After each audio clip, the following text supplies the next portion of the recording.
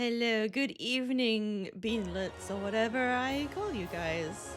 Welcome. I hope nobody got stuck in ads just there. I'm running the ad break during the intro, which is what you're supposed to do because it adds to your ad timer. But sometimes my OBS ad scheduler just goes like, no, I'm not doing it. So maybe it overlapped, but it shouldn't have done because I don't think mine are like 3 full minutes. Anyway, hey everybody, hey normal, hey clock, bean freaks. I don't think legally. I don't think we can be called that. It's just a hunch. I think that I think I'd get arrested. Oh hey, hello, Ben. Let me try that again. Hey Soul, nice to see you. I hope work's going all right. Wiggle, that's the best emote I think anyone has ever had. Look at this thing. This is probably the best emote ever. Yeah, normal. So about that, I hope people who are interested saw my blue skeets about the issue. I posted the evidence of. Hang on, I'll go get it. Hang on, let me grab it. Just so it's up here. You'll have to also, if you want to look at my skeets, you gotta also look at certain anime men. Sometimes are on here. Here's the link if anyone didn't happen to see that. That's the proof. I have 4 signatures on this thing, and I wanted to circle back on that to use the correct terminology because I went back to the live journal that I used to update whenever anything interesting happened back in those days. I tried to get what happened to me down just for posterity, and it turns out that's actually a really useful thing to have done because I did not remember very much about my visit to Video Games Live. And thanks to the fact that I did write it down, I looked at it and I reread it and I was like, yeah, I do remember this now. I actually do remember going to this. I didn't go to Video Games Live once. I went twice. I would like to note his signature is also the biggest. Yeah, it is. The guy who I genuinely am glad I got a signature from, because it turns out he did the composition, I think, this is what I said at the time, for a really niche game. In fact, the one that I played here with 5 on my birthday. That one, he did that. That is something very close to me and my childhood. And I had his signature and I wrote down in the journal, I didn't know at the time that I got the autograph that was in his repertoire. But that's the thing that I am, the Mystery of the Druids, yeah. That's the thing that I am the most pleased about having, and I wish I had known at the time and could have said in person to that guy, hey, I still, really enjoy that composition you did for that really niche game. It's an interesting one because it's all synth music, but it's very, it all reacts to what you do, so it can't be too intense at one time or take up too much brain space. It's got to be very in the background because it changes depending on, it's a reactive kind of system, and it's also got layers in it. So you can have more layers I don't know how it reacts to what. I used to have an emulator that was able to emulate the environment of the game so that you could tweak what the music sounded like, and it was fascinating. And I've never seen other games do that. At least I'm sure there are games that have layered music that reacts to player actions, but I haven't ever been able to interact with it as directly as the way that thing emulated it, and I don't even know if that's still around. But that was a really interesting thing, so I'm glad I've got that. But in reading it, I did realize, yeah, I went up to those 4 guys and I stood in front of them and I talked to them, actually, and I wrote this down. So yeah, I met Tommy Tallarico. It wasn't, that was his real autograph that I got in person. And I spoke to him, and I even wrote down, I said, thank you for doing Video Games Live, it's so cool. You should do like Portal music in it too. And he went, oh yeah, we do that in the US version. And apparently I had a conversation with him. I mean, I don't know. It's funny how so much time's passed. This was nearly 20 years ago, which is horrifying to think about. But I just all of my brain space about Tommy Tallarico was replaced by Roblox oof. And apparently the fact that I had this actual real life thing happen just kind of got submerged under Roblox oof. What music thing just happened to you, Normal? All right, let me load up. Let me check what I was doing. Oh my god, I still didn't do a build for Althea. Whatever, it's fine. I'm sure it's fine. I am in Augury Rock currently, but I don't think there's anyone hankering to join right this second, so I'll be using Henchmen. The rhythm game I like to play had an Amogus track added to it. What's wrong with that? Amogus music is still music, isn't it? Do they have music in that game? I know the like reactive stings when stuff happens. It's kind of boring and it has shredding in it that killed me. Sorry, I shouldn't laugh. It's disappointing, but they can put anything in. Does it distract from your experience that Amogus is in it? Hang on, I need to sip a drink. It's still very warm. I hope I can manage. But yeah, that Tommy Tallarico thing is something, I don't know, I'm gonna make that my main. God, like when I met him, he was just kind of a slightly over enthusiastic American doodad who came over and like did a concert that I went to a couple times. And now that we've had the expose video, it's so different to think about it. It's like, he may be the most cringe individual on the planet. And I don't just say that because I want to be mean to him or anything. It's just such a come down, you know. Why are all these henchmen facing this way? What controls this? Hey there, Defed! Let me know if anyone's like around. I mean, you can see where I am. You can always come over and come slap me and join in the party. I'm super behind it. That's fine. That's fine. I'm gonna keep going regardless. And because I only play on stream, it should be possible for people to catch up should they want to. Otherwise, you can watch along. It's fine. It's always tragic when a song is boring. Logs into slap. Yeah, okay. You were traveling? Where did you go? Hang on. What emote is that? Oh, that's cute. Yeah, I was just recounting that I completely forgot that I met Tommy Tallarico one time. I did actually confirm. I wasn't a promotional giveaway autograph. I met him in person, I said stuff to him, and I got him to sign my ticket. And then I forgot about this because he wasn't the most... Like, it wasn't a huge deal. I knew he composed for some music. I think the only reason I even got in the queue to get autographs was because he had Earthworm Jim on there, and I asked him if he knew the Earthworm Jim guy because I was in a related fandom at the time, and that was the only reason I even went up there. And then the complete separation from how he's seen nowadays.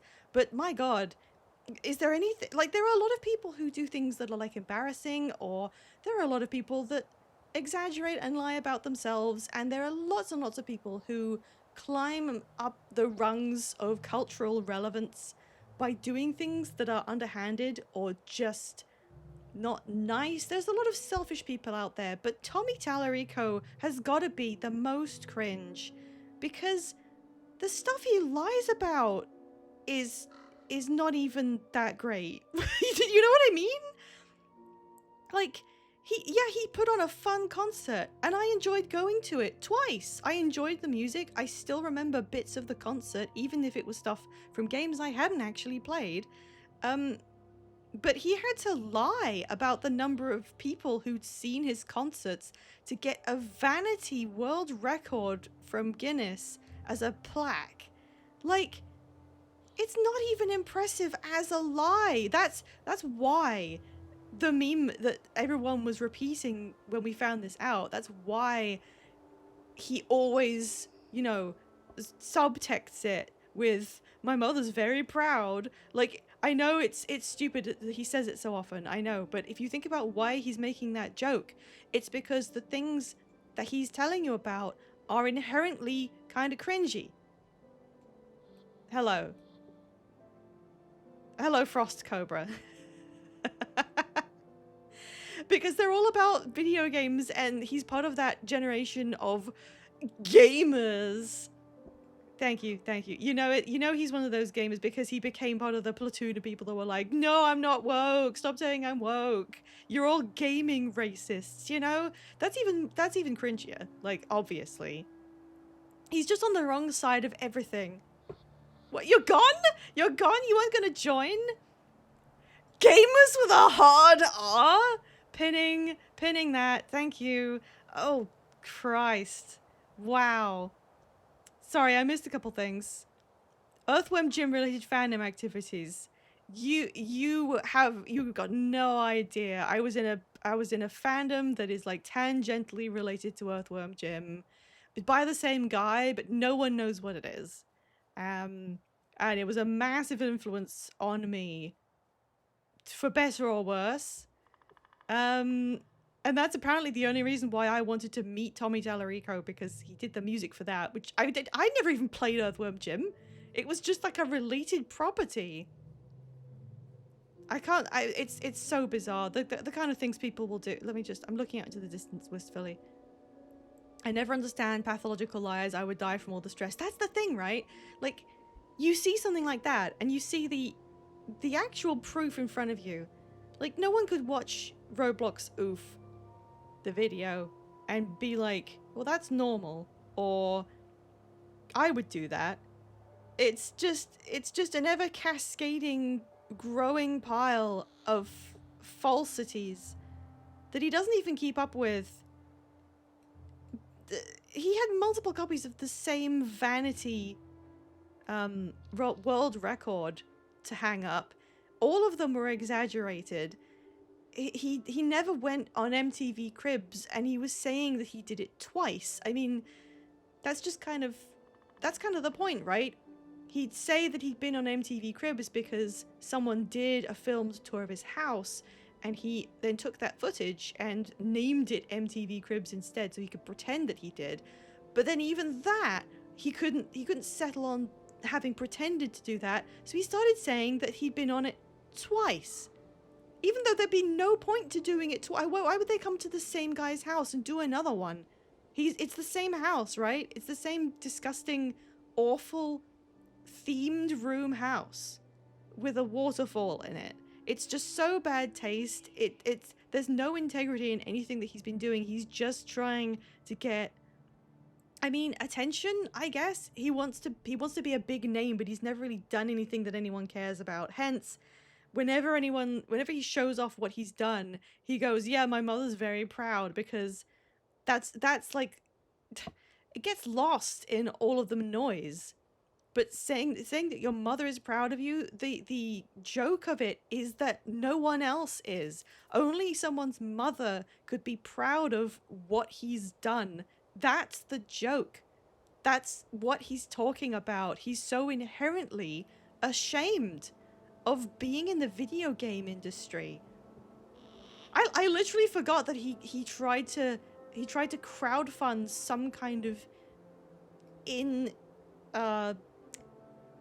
non-internet using console, and he crowdfunded it like 3 different times, opened a massive office to develop it during the height of the pandemic or just before the pandemic, and no one was ever in that office, and there was so much unused floor space. I mean, he's had money. He's had money and he's lost money and he spends it on useless bullshit. I don't know why I'm talking about my problems with Tommy right now. Maybe there's a little bit of me that wishes I could go back in time to October 24th, 2008. Well, like Back to the Future thing, except instead of having to ensure that my parents get together, it's me replacing my younger self so that I can tell Tommy Tallarico that he's a fucking fraud, actually. He's a fraud, and he should have put Portal's music in his fucking live show. Sorry. Wait, he stole his roommate's scarf and lied on TV about how he bought it himself. Which person? Was that Tommy or was that the other guy? I only came for the slap. Okay, that's fine. Thank you. Hello, Clover. What emote is that? Oh, that's a fun one. That's a fun one. The Intellivision Amico. Like, was it a scam from the beginning? Did he ever actually intend to make some kind of a console? I cannot imagine that would ever have legs. I remember Intellivision, like, as a concept, but not whatever it did. The scarf thing was George Santos. He's done possibly 3 times as many lies as Tommy. I'm trying to... That's an American politician, right? The name does kind of ring a bell. 3! Sorry, that was really cute. That made me laugh. Thanks, Clover, for the 3 stream streak. Thank you for being here. Do you think we can get through the triplicate of quests, like, today? Do you think we can maybe do that? Maybe. I remember them being sort of involved, but most of my memories are based on the hard mode version, which was the last time I would have played any of these. Why would you not want a console that doesn't allow online play? Before the pandemic! No one was doing that! I don't understand. Like, if this was just a scam and it came and went and didn't get produced, and you could look back on it and go, yeah, that was silly, that would make sense. But the Intellivision Amico, he pushed it multiple times and he got millions of dollars.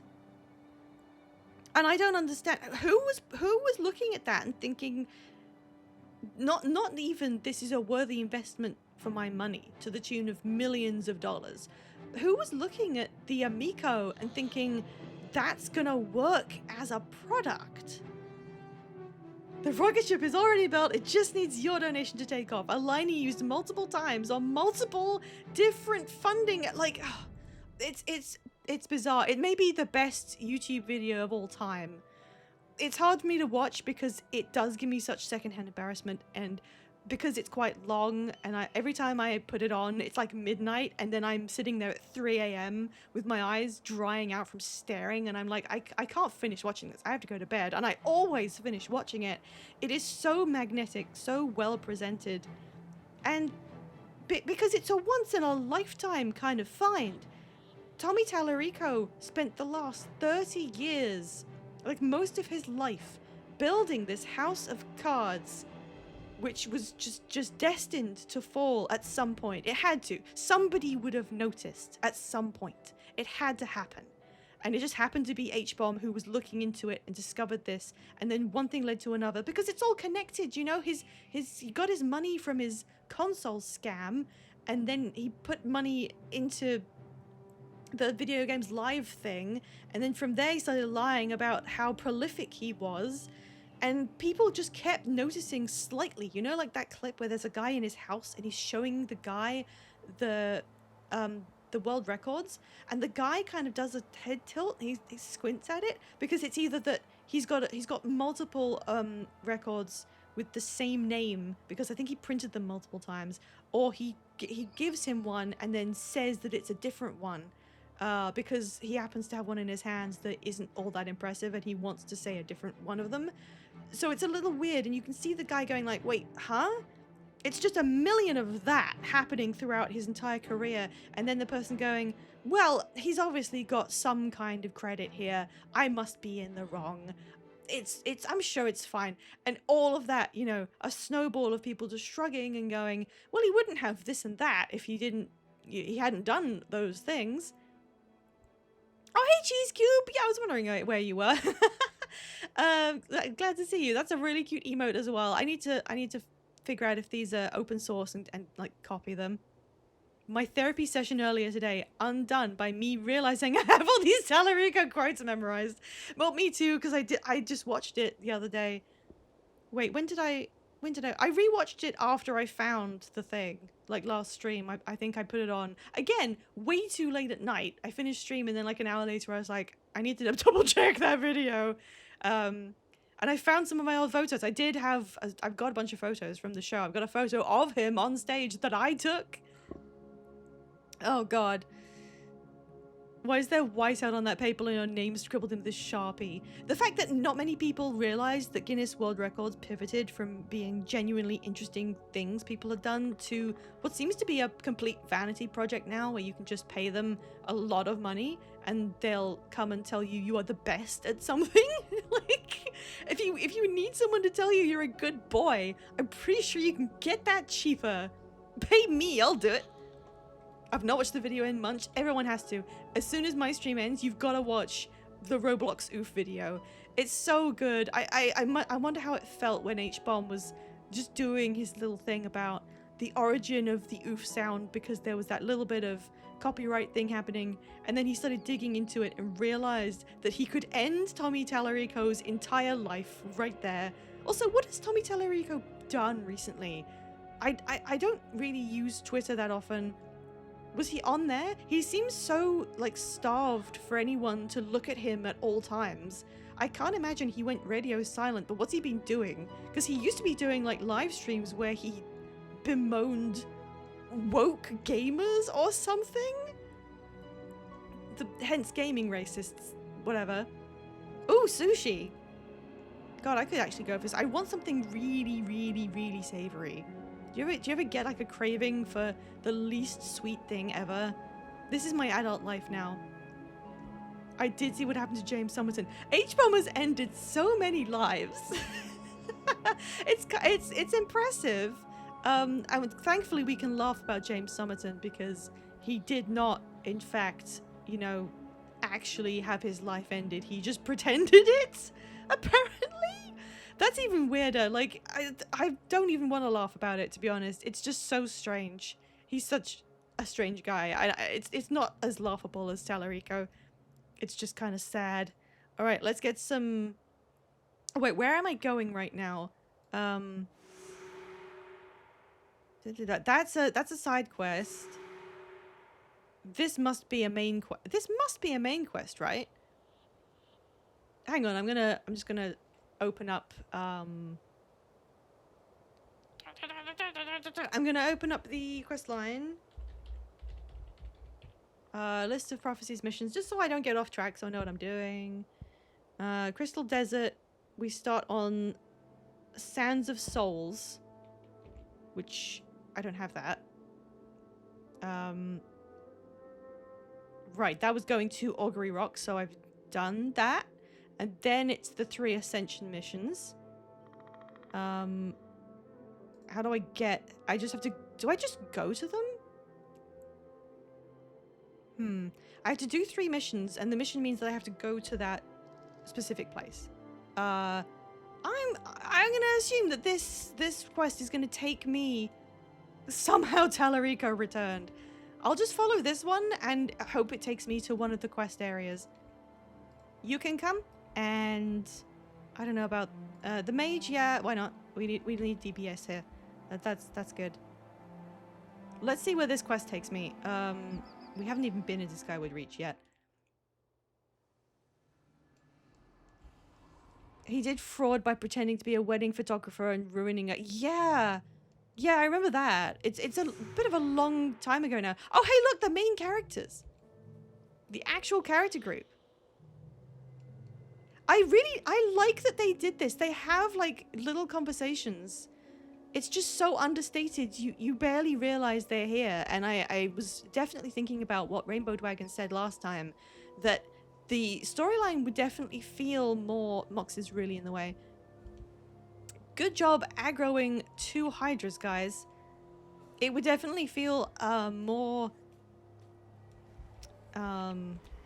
just engaging if these characters that they do have, that they literally developed and put in the game and all have unique models, were considered a kind of hero group that you existed within, that had conversations and guided the plot. And after they said that, I was like, that makes too much sense.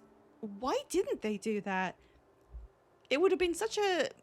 it would have made this feel a lot more engaging if I knew that I was part of a group. And I like how they look. Like, I think she's the elementalist, right? And Menlo is the monk guy. Devona, there are... Hang on. Devona is in my party. And also there. So there's two of her. There's two of her, but my one has a rhino-shaped hammer, so mine's the better one. Am I just gonna walk alongside them the whole way? Maybe I will. There are some actually good games on Roblox that are just the bottom of the slot pile. What you mean, like, popularity-wise? There's a slot pile that good stuff falls to the bottom of? Roblox is such a weird thing to me. I barely even understand what it is. I do understand that it is the most popular thing that's ever existed, but, you know, I would probably do... Oh shit, I died! Wow, these hydras aren't messing around. I'd probably take measures as far as I could to stop... Oh, it's because there's like 15 hydras, that's why. To stop any children that I might have engaging with Roblox in some way. It just feels like a really dangerously exploitative sort of arena. It's the child labor machine. That too! It's really... Oh my god, they all died! Okay. Well, you were walking way too slow anyway. This is trippy to be in because I can literally map this mentally onto the Guild Wars 2 area. I absolutely know where this is. Hello, Aiden. Are you the ranger guy in the main cast? Yeah, so he's talking about the... Hang on a minute. Was this in the original game? Okay, he just told us about stuff and now we go back. All right. Was this in the original or have they added more interactions with these extra characters in Reforged mode? All right, let's talk to this ghost. Yeah, we're doing trials. I got some more skills. Hex spell that hexes foes adjacent to target, doubles spell casting time and then gain 4 energy. Is this a monk spell? Oh yeah, it is. It's funny how you can really tell whose skills are whose just by the color. Like I was like, oh, it's blue. That's not a Mesmer thing. Whenever you use a skill on an ally, okay, I'm not really an ally healer, so I'll leave that one. That guy fully looks like an NPC, and I don't mean that in a bad way. I think it's fun to look like a normal person. Okay, so what did that quest achieve? What did that achieve? Not an ally. Wait, what? What do you... Oh shit, I died, said every Ascalonian ghost.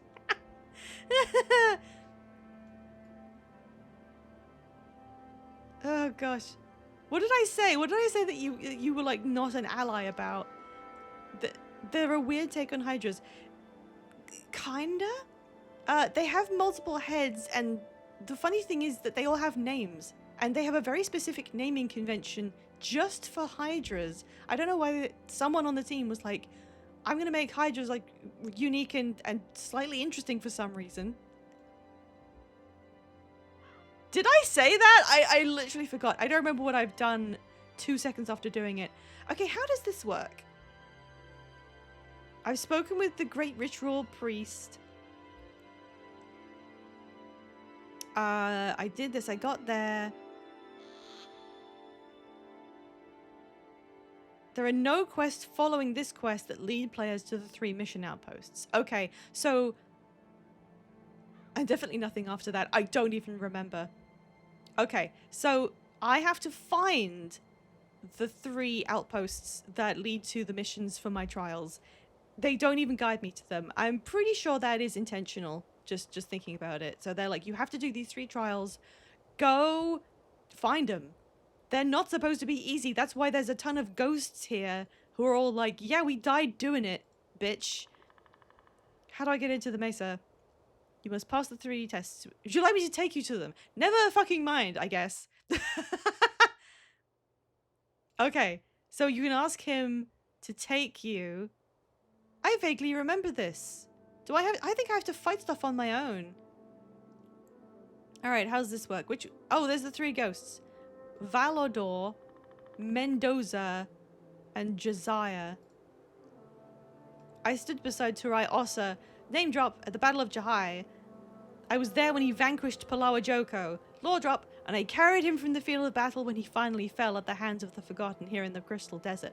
Ascension is only available to those who are worthy of rising from the ranks of humanity. I've always been so curious, but also just mentally blocked on what Ascension really means. Seek out Thirsty River to the east. I do think that's like the worst name for a river. Somehow Palawa Joko returned. That's just Guild Wars 2's tagline, or at least Path of Fire's subtitle. I was the general of the Elonian army. I served Turiasa at the Battle of Jahai. Even in death, I still serve him. Before you can gain entrance to Augury Rock, you must travel south to the Dunes of Despair, where you'll aid Turiasa in infiltrating the Temple of Ascension and garnering the attention of the gods. And then come back when I finish that. So they give me a vague kind of direction in which to go. Leader of men, vanquisher of dragons, and lover of women? Dude! For more than 200 years, I've stood by Turai Ossa. I'm not gay, though, and I will stand by him 200 more if that's what it takes. I'm not gay. You have reached your final destination on your quest for ascension, but you have arrived before you are ready. Head northeast to Alona Reach. It's okay. I'm not gay. The government has a say in who can marry who, not gay, or to which god you can pray, not a gay. Hates women. That was him. That was him saying it. We choose to do these quests in this decade and do the other things, not because they're easy, but because there's ghosts. Okay, that did get me. That did get me. All right, okay. Well, I don't go from here. I don't think this leads anywhere. Right? This is a separate area in which I've been separated from my party. So I think I have to go back and then leave the normal way. And also re-add my entire party again, I guess. Who did I have? Mage and healer. Let's go. Okay, we're like level 16 and up, so we're not doing too bad. Okay, so we got told the directions of all those things, and I immediately forgot them. So... Oh, the cool music is back. Let's see. I'm just gonna open each one of these in sequence and read the wiki. At this point, heroes are a liability. Can you please explain why that is? I thought they were better than henchmen. Every Greek myth in a nutshell. Oh, that's funny. Oh gosh, are people arguing? Or am I gonna get absolutely honkingly schooled? Isn't there a map that can just show me where I go from what's this called? Augury Rock. They're better if they have proper builds and gear. I have done a build on Devona and I think Mox. I think I edited them. I didn't do the Ghost of Althea, and I know we're both Mesmers, so that kind of doubles up. I don't want to leave it behind. I like that they level up with you. It's okay. It's not like I'm doing hard mode or anything. Okay, I think I just want a map. I'm just gonna look up a Prophecies map. Hang on.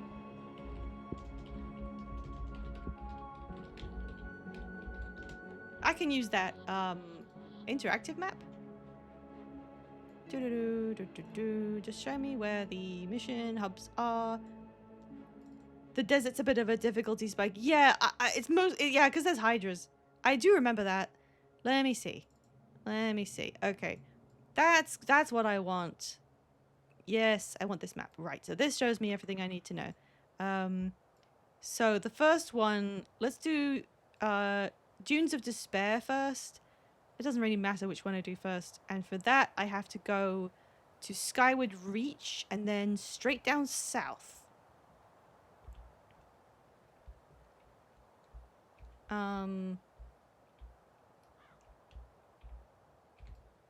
Wait. Okay, this spits me out in a kind of a weird way, but hang on. Yeah, I can go straight down alongside Augury Rock. Okay, here we go. The start of the desert bit. Oh god, the hydras. Oh god, there's so many hydras. Okay, if they're not gonna notice me, I'm fine with that. I don't need them to look at me. Yep, there we go. So I need to go down here and then sneak into the corner below this. And yeah, I do think it's fun that it's both a mechanical difficulty spike and also they just go like, figure it out, man. Go find those quests. Oh shit, my teammates are in trouble. It's fine. I'm sure it's fine. They're killing stuff.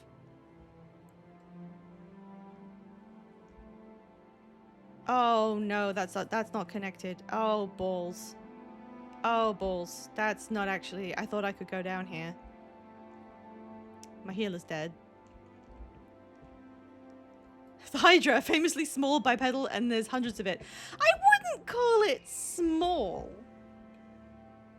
Yeah, you better get going. You run back to where you came from. Okay, we can take on one of these without a healer. It's fine. Can you interrupt that? No, apparently. Oh god, come on. Okay, Devona's up. They're not small. Like, I'd say that was pretty big. Don't you think? That's a pretty big creature. That's as big as they could make them in 2005. Alright, we gotta wiggle through the dunes a little bit, but I do know where I'm going. Oh my god, it's just hydras. I know there are devourers here and they tend to only appear by surprise. Oh, maybe I can sneak? Maybe I can sneak by? I've just got to make it to the level transition. Oh god. Oh god. Skeletons. That's the last thing I need.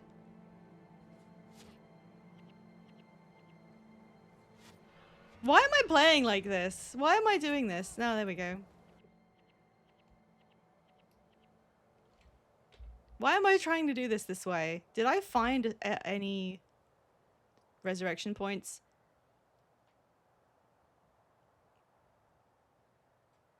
Where am I? Oh, I'm up here. Okay. Okay, take two.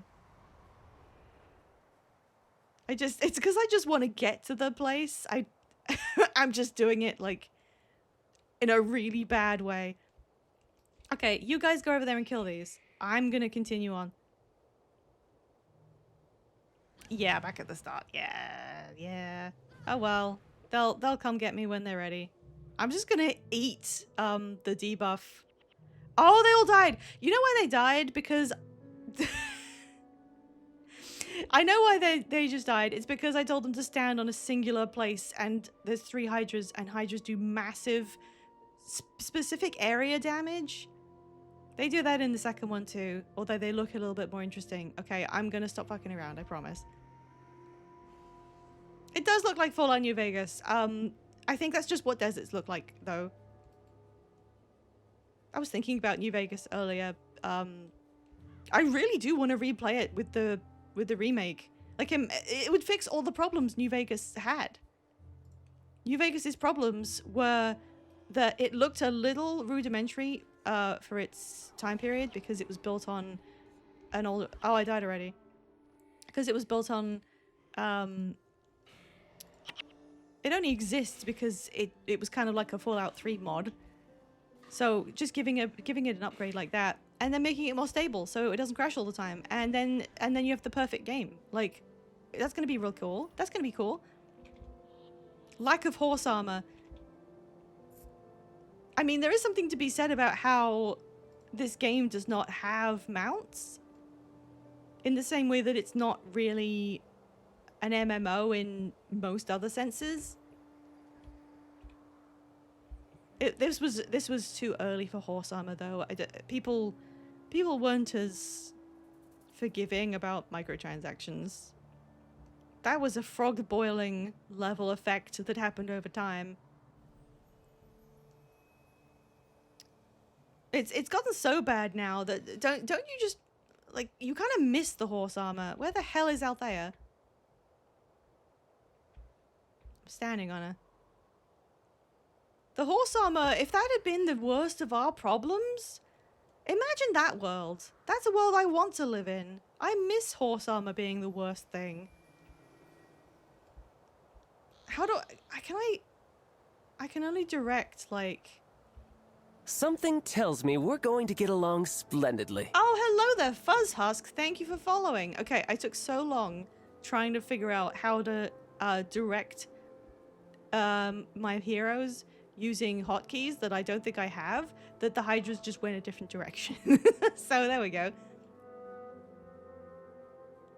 Alright, there's some more here. The whole problem is that everyone's standing way too close together. So I'm gonna attack, and then I'm immediately gonna run away, so I don't get hit in the AoE. Or if they do hit me, it saves everyone else. Devona already died.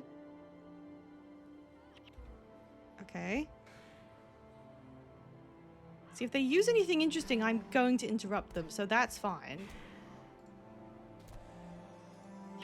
Oh, just got it. And the fireball just about, yeah. No, I died.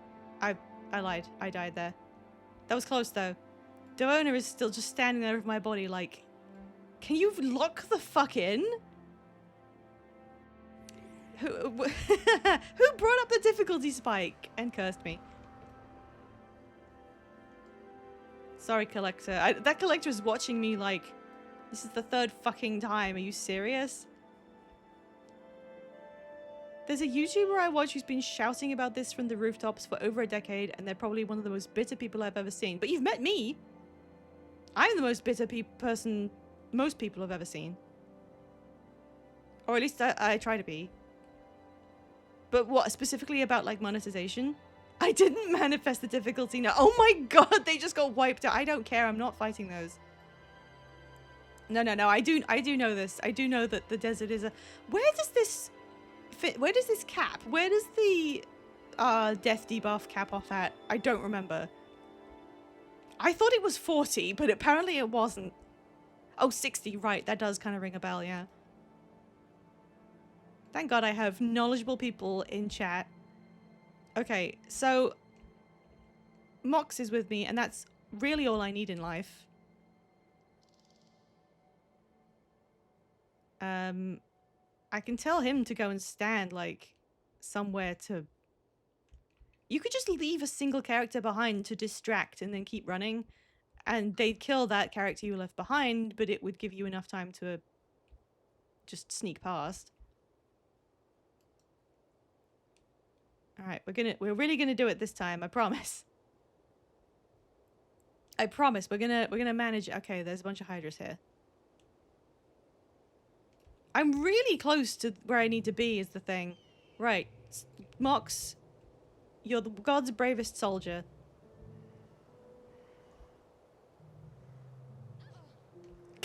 God fucking damn it.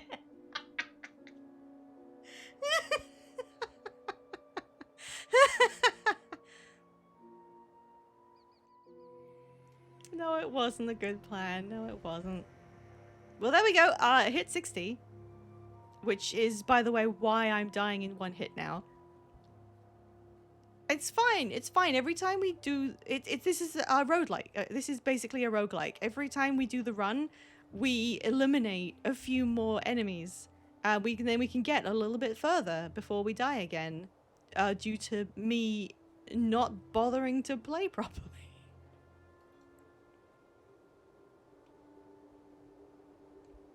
Oh, so when he takes you down there, that's like an inaccessible area.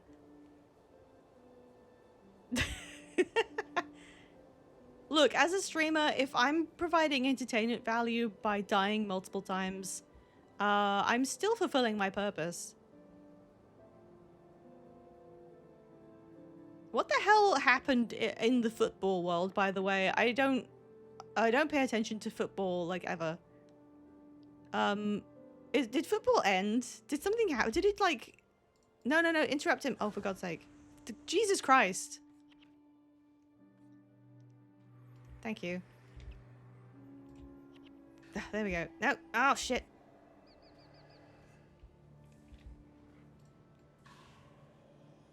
I really need to actually lock in and get these interrupts now.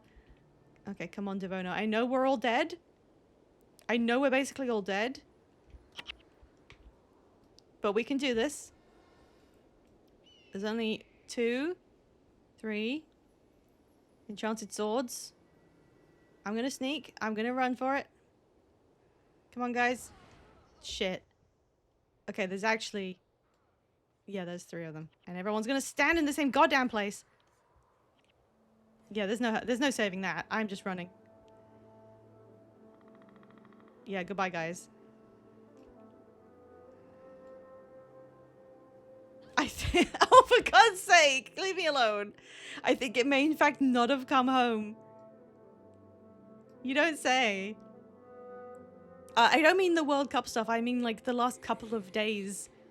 Some weird thing happened, and it was like the World Cup is, like, now over. It doesn't exist anymore. It's banned. I don't know exactly. I mean, I don't really have any formal intake of news or information. Sometimes I glance at Twitter and I see people being insufferable, and in those few seconds I glean information like football ended, and I go, what? And then I just ignore it. That FIFA is super corrupt. I mean, isn't that like the most, like, everyone knows that. It's been a known value for my entire life. It's not like something anyone even argues about. Everybody knows about the corruption in professional football. But Dark Souls text football ended. From what I saw, the guy who's like the CEO of FIFA tried to make like I don't know. Oh yeah, Fire Wand. He tried to privatize it by getting private investors involved. Yeah, private investors, exactly.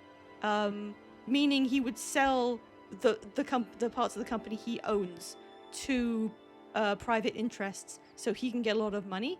But you can't really do that if you're like in charge of the world's football, you know?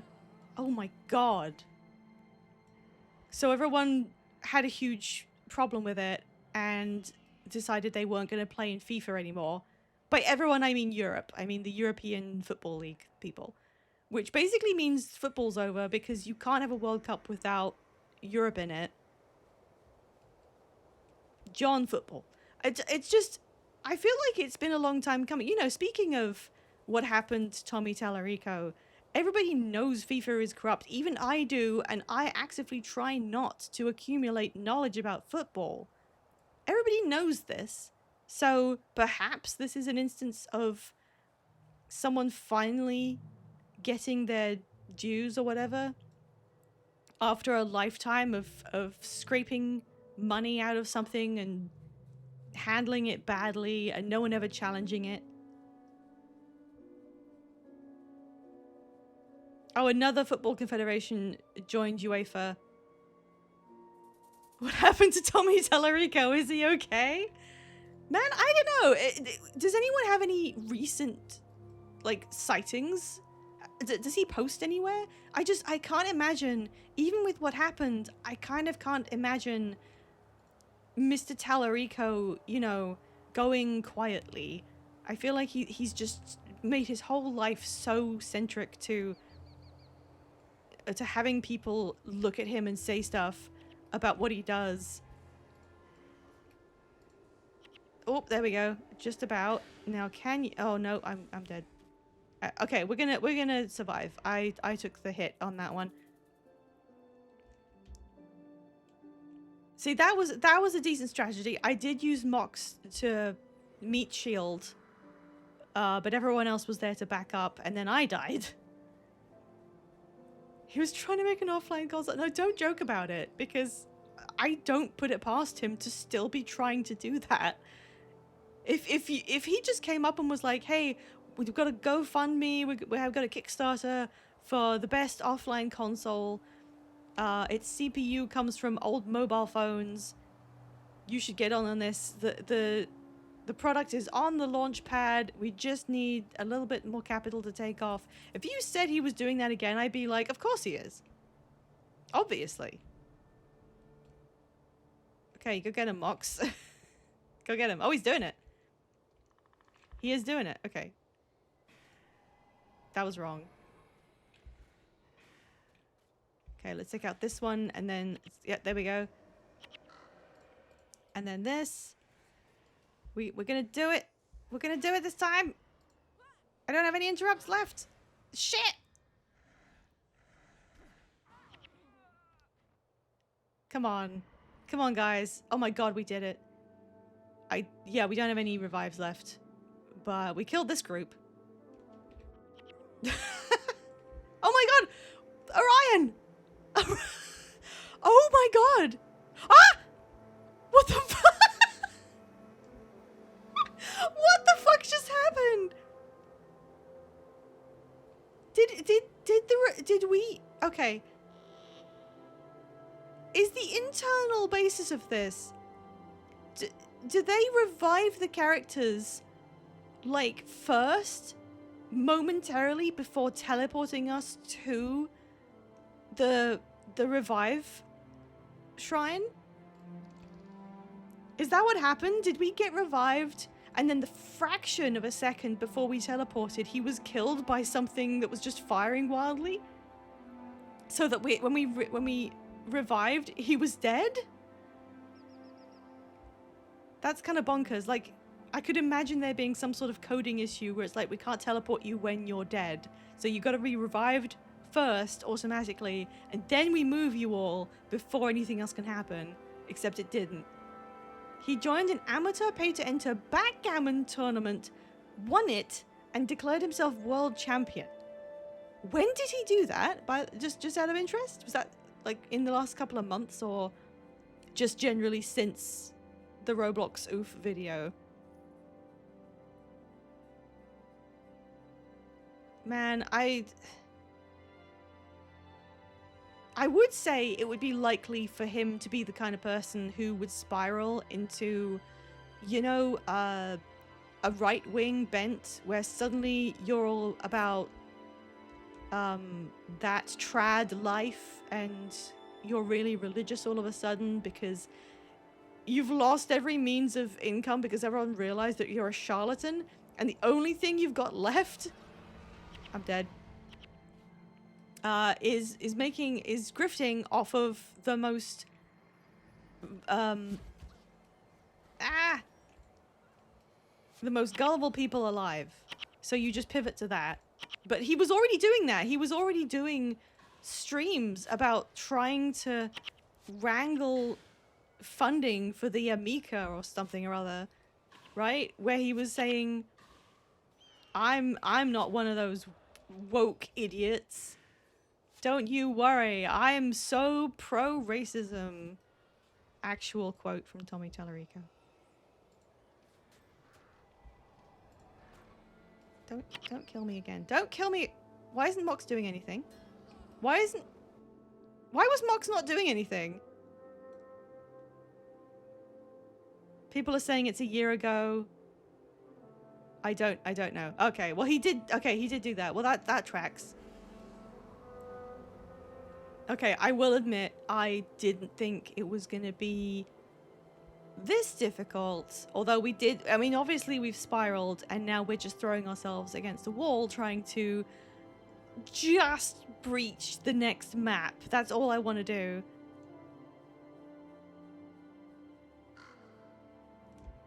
Get to look at the scenery though. There's all these, there's like areas where people have clearly built stuff. There's old villages, what looks like, that have enchanted skeletons in them, which implies people did live here and then decided not to. There are places that have actual settlements. These ones all have scaffolding on them too. It's an interesting. I feel like it's more for the visual aesthetic, like the fact that there's cliff faces and dunes, and then you have these odd buildings with a lot of scaffolding around them, almost like seeing a ship from afar. It really does. To me, the impression is it's like making the desert into a sea, right? You can see all this rigging, like you're seeing a ship just a wave away from you. Like that looks like a ship or something on the other side of a dune. I don't know, I can't remember right now if we know the history of that.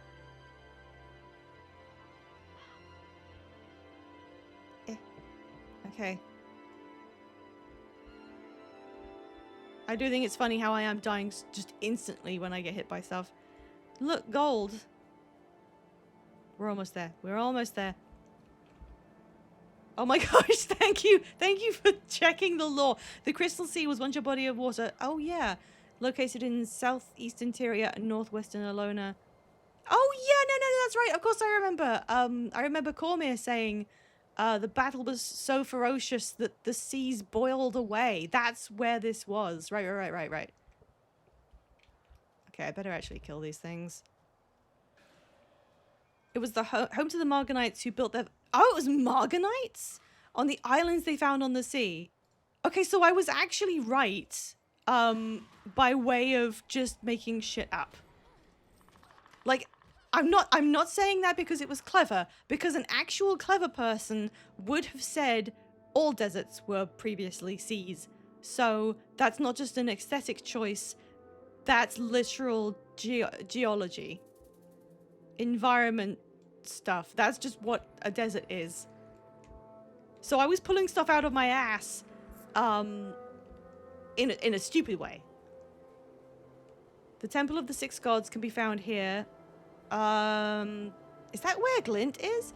On the year the human gods left the mortal world, the floor of the Crystal Sea was raised so that all water was emptied into the ocean. Wait, really? Is that true? Is that conflicting with the fact that Cormyr says it was the fight between the gods and Abaddon that caused the sea to just disappear? I was about to type a summary, but anger coming in hot with the copy paste. Yeah, copy pasting is fine. If you need to just do information, you don't feel the need to present it yourself. I'm fine reading. Shortly after that time, the Marganite civilization began to collapse and died out. The wreckage of the ships once... Okay, so I wasn't bullshitting. There are ships. What's the scaffolding, though? Mostly seen in Thirsty River, as well as outposts constructed by the wood of these ships. Oh my god, I was right. I've played this before. It's definitely possible that I am just half remembering stuff that I did know. There's no enemies here. I have a vague recollection of vanquishing this area. I'm pretty sure they're all like underground devourers. I'm just gonna check my map again. So I want to go like around the next big rock, and then I think the entrance to Dunes of Despair is down south. Yeah, please don't feel like you shouldn't copy paste info to me off of the wiki. I will read it, I will enjoy it. You don't need to format your own histories. The scaffolding came a few hundred years later as Tyriosa led a pilgrimage. That's what that is? Oh god. Oh shit me. Sorry, that was a lot of... Oh, these are griffins. These are desert griffins. Are there any other kinds of griffin in the first game? I don't remember any other kind of griffin. Are these like the forebears of the mounts from the next one? You guys have got to help me out here. I'm talking to my heroes. I don't have that many physical based counters. I'm on his website right now, and the MTV Cribs House Tour 2004 has been privated.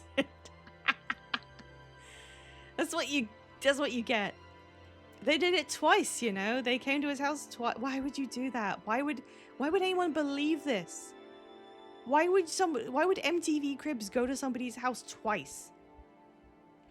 Does he still live in that god-awful house, do you think? Or, I don't know. He seems like the kind of guy who made a load of money during his life and then just kind of spent it on... Uh-oh. I forgot about this! I forgot... Oh my god! Oh, I forgot about that. I like literally as soon as it started shaking, I went, oh yeah. Oh yeah, these. Okay, can I knock you down? It doesn't do any skills, it just attacks.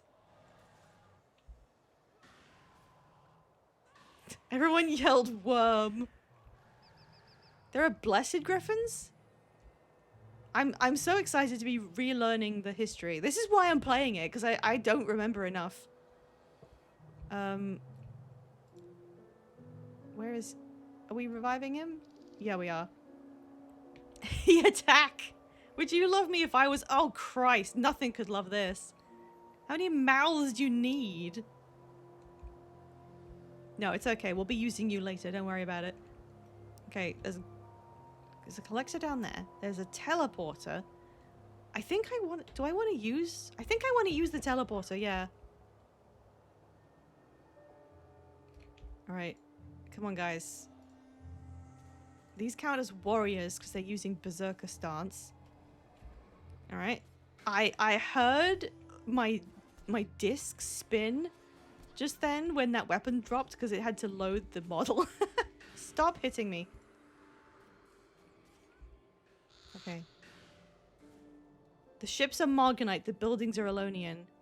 This is so interesting to me. Like, genuinely, I want to sit here and have other people teach me about this stuff that I've forgotten. Hey, Beta Vash! We're all shitting on Tommy Tallarico if you want to join in.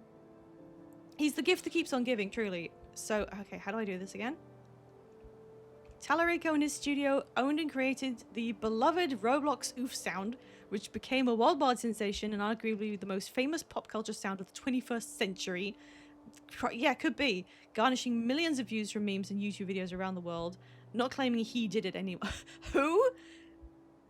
That is a joke, right? He's internationally known in the backgammon community. So he wasn't just getting into it out of desperation. He's an actual backgammon player? And he did win the backgammon world championship in Monte Carlo. But that's genuinely impressive. That's more impressive than anything else that he was proud of saying he did. Anything he lied about. That's more impressive than that. It's still nerdy as hell, but at least it's like far more recognized than like being a guy who did a video game concert on stage in an age where everyone does that. He created Roblox. I'm sorry, Beta Vash, I genuinely can't tell if you're doing a bit, if you don't know who he is. What do you mean there's griffins? I'm trying to do a puzzle. 1, 2, 3, 4. Okay, easy. You guys do the griffins, speaking to my henchmen while I do the puzzle. Boop. Not a bit. Okay. Okay, guys, we have a great opportunity here. We get to reveal what happened in the Roblox oof video to someone who doesn't know about it. This is precious. This is a real opportunity here. How do we even begin? Oh, according to Reddit, that's a lie. It was an amateur pay to enter tournament. Ah, right. Yeah, you mentioned that. I thought it was being clarified as a real world championship, but no. It was just a pay to enter tournament, and now he's lying about that. Okay. Stealing H-Bomber Guy's valor? You can't say that. It's not stealing valor to share information. Oh god, no. No. Oh shit, we've aggroed like everything under the fucking sun. What is this thing? Mox, help me. Devona died. I died from sandworm. Oh no, we're gonna have to go all the way back. I should just do this whole section zoomed out as possible because of the fucking sandworms. Normal, don't say that. Oh, good, we're not all the way back. We activated another one here. What are you attacking? What are you attacking? Okay, this is... Wait, do I have to... what? Do I have to do the teleport again, or... No.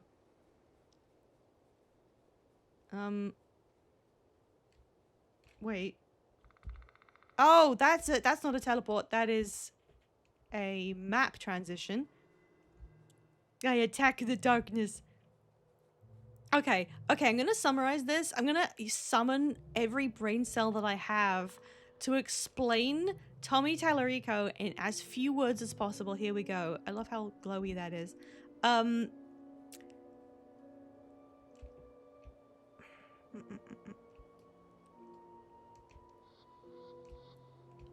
He spent his entire career through the 90s and 2000s pretending to be a great big deal video game composer and concert organizer. Exaggerated or lied about basically everything he ever did. Tried to claim ownership of a sound effect from Roblox, known to millions, that he did not in fact create. Was exposed by H-Bomber Guy in an extremely long and entertaining video. And I met him. And I didn't remember. There we go, that's like most of it. What did he do? What can we say that Tommy Tallarico did do? I don't know if he... I mean, he did compose some game soundtracks. He has to have done some stuff. Yeah, when he was explaining, he kept on doing live streams. I don't know what his like purpose was here, but he would live stream to people to try and... Oh god, worm time. He was trying to crowdfund for a hilariously badly planned games console that nobody cared about, that was made out of junk and had no selling point. And while he was doing streams to try and like drum up interest and get more funding, which he did receive millions of, he used to just kind of to start talking about the Roblox thing. I don't know what he was streaming for. I don't know who was watching this or what platform he used. But he streamed himself and he would be like, yeah, so I created that sound and Roblox uses it and it's known around the world. It probably helped Roblox get as famous as it did. So he tried to gradually pivot the whole conversation to, I am the reason Roblox is the biggest game in the whole world. So I deserve to be paid. Oh my god. Why is no one attacking the sandworm? I couldn't do much because I need other people to support me here. You guys aren't doing anything. Yeah, studios were small in those days and it was a good thing. So he probably did some stuff, but basically when he started claiming that he was the only person who did certain things. Like he was the guy who created the sound effect. Well, he wasn't. He was like the head of this tiny company that did make music and sound effects, but the sound effect itself was made by a guy who worked there named Joey. And because it was under the umbrella of his company, he started saying, I made the sound, but it could be basically... There was a lot of evidence for him not really having a hand in it. And then he started saying really elaborate things like, I was there at the computer while we, you know, recorded the sound and adjusted the settings on the sound, and I was there when the button was pressed to save the sound and stuff like that, where he's not technically lying, but he's also not saying I did any of that. His employee did it. If like, is it still a thing? I mean, probably not. What was he even gonna accomplish with the Amico? I genuinely can't tell if he was trying to make a real console or if it was never really intended to... Oh my god. It can't have been intended to do it. I mean, maybe he thought it would bring in a little bit of money from suckers, right? Maybe. Because they were making it out of garbage. And it didn't have a selling point. The whole idea was it's going to be something you can play with people around you in the same room. It'll be just like gaming used to be. No one was going to play that, especially when the pandemic happened. Oh my god, please. Can you just... Oh my god, why would it not die? Okay, I presume... Yeah, there we go. He wanted to return to couch co-op during a pandemic. Is the crux of it. And I actually don't know where I'm going. I'm trying to find a map transition. That's where I want to... Is that where I want to go? Oh, I think I went down way too far. Hang on. Map transition is just below... Wait, it should be right there. Wait. It should be right above me. Let me have a look. Can I see a signpost? See a teleporter? This guy sounds ridiculous. I love how understated that is. That's right. That's right, Bed of Ash. He does sound ridiculous. he does. That's such an almost innocent way of putting this. I thought it was here. Is it not here? Maybe I'm looking at a teleporter and not a map transition again. Please leave me alone, Griffins. He was the music guy, but he kept claiming credit for games his studio did only sound effects for, which was a different guy. Yeah, so he started saying he had composed for the most video games of anyone of all time, but he didn't actually compose for them. His studio did some of the sound design, which wasn't him, it was people at his studio. So he just kind of takes things that are sort of true and then makes himself the centerpiece of it. Okay, where is the goddamn... Okay, no, that's a teleporter. How do you get into Dunes of Despair? Okay, I think I need to use the teleporter to get in there. I think it's that. I think if I use the teleporter... South? I'm going to use this teleporter. I think that's it. His Wikipedia page's external links are his website, his IMDb, and robloxoof.mp3 by hbomberguy. Good. He counted individual games like 5 times. Yeah, like every time a game was on a different platform, he counted that as a new game that he had composed for in order to inflate the number.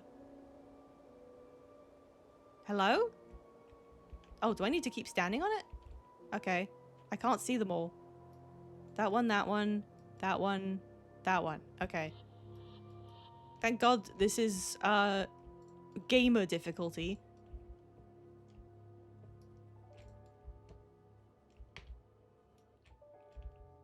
Alright.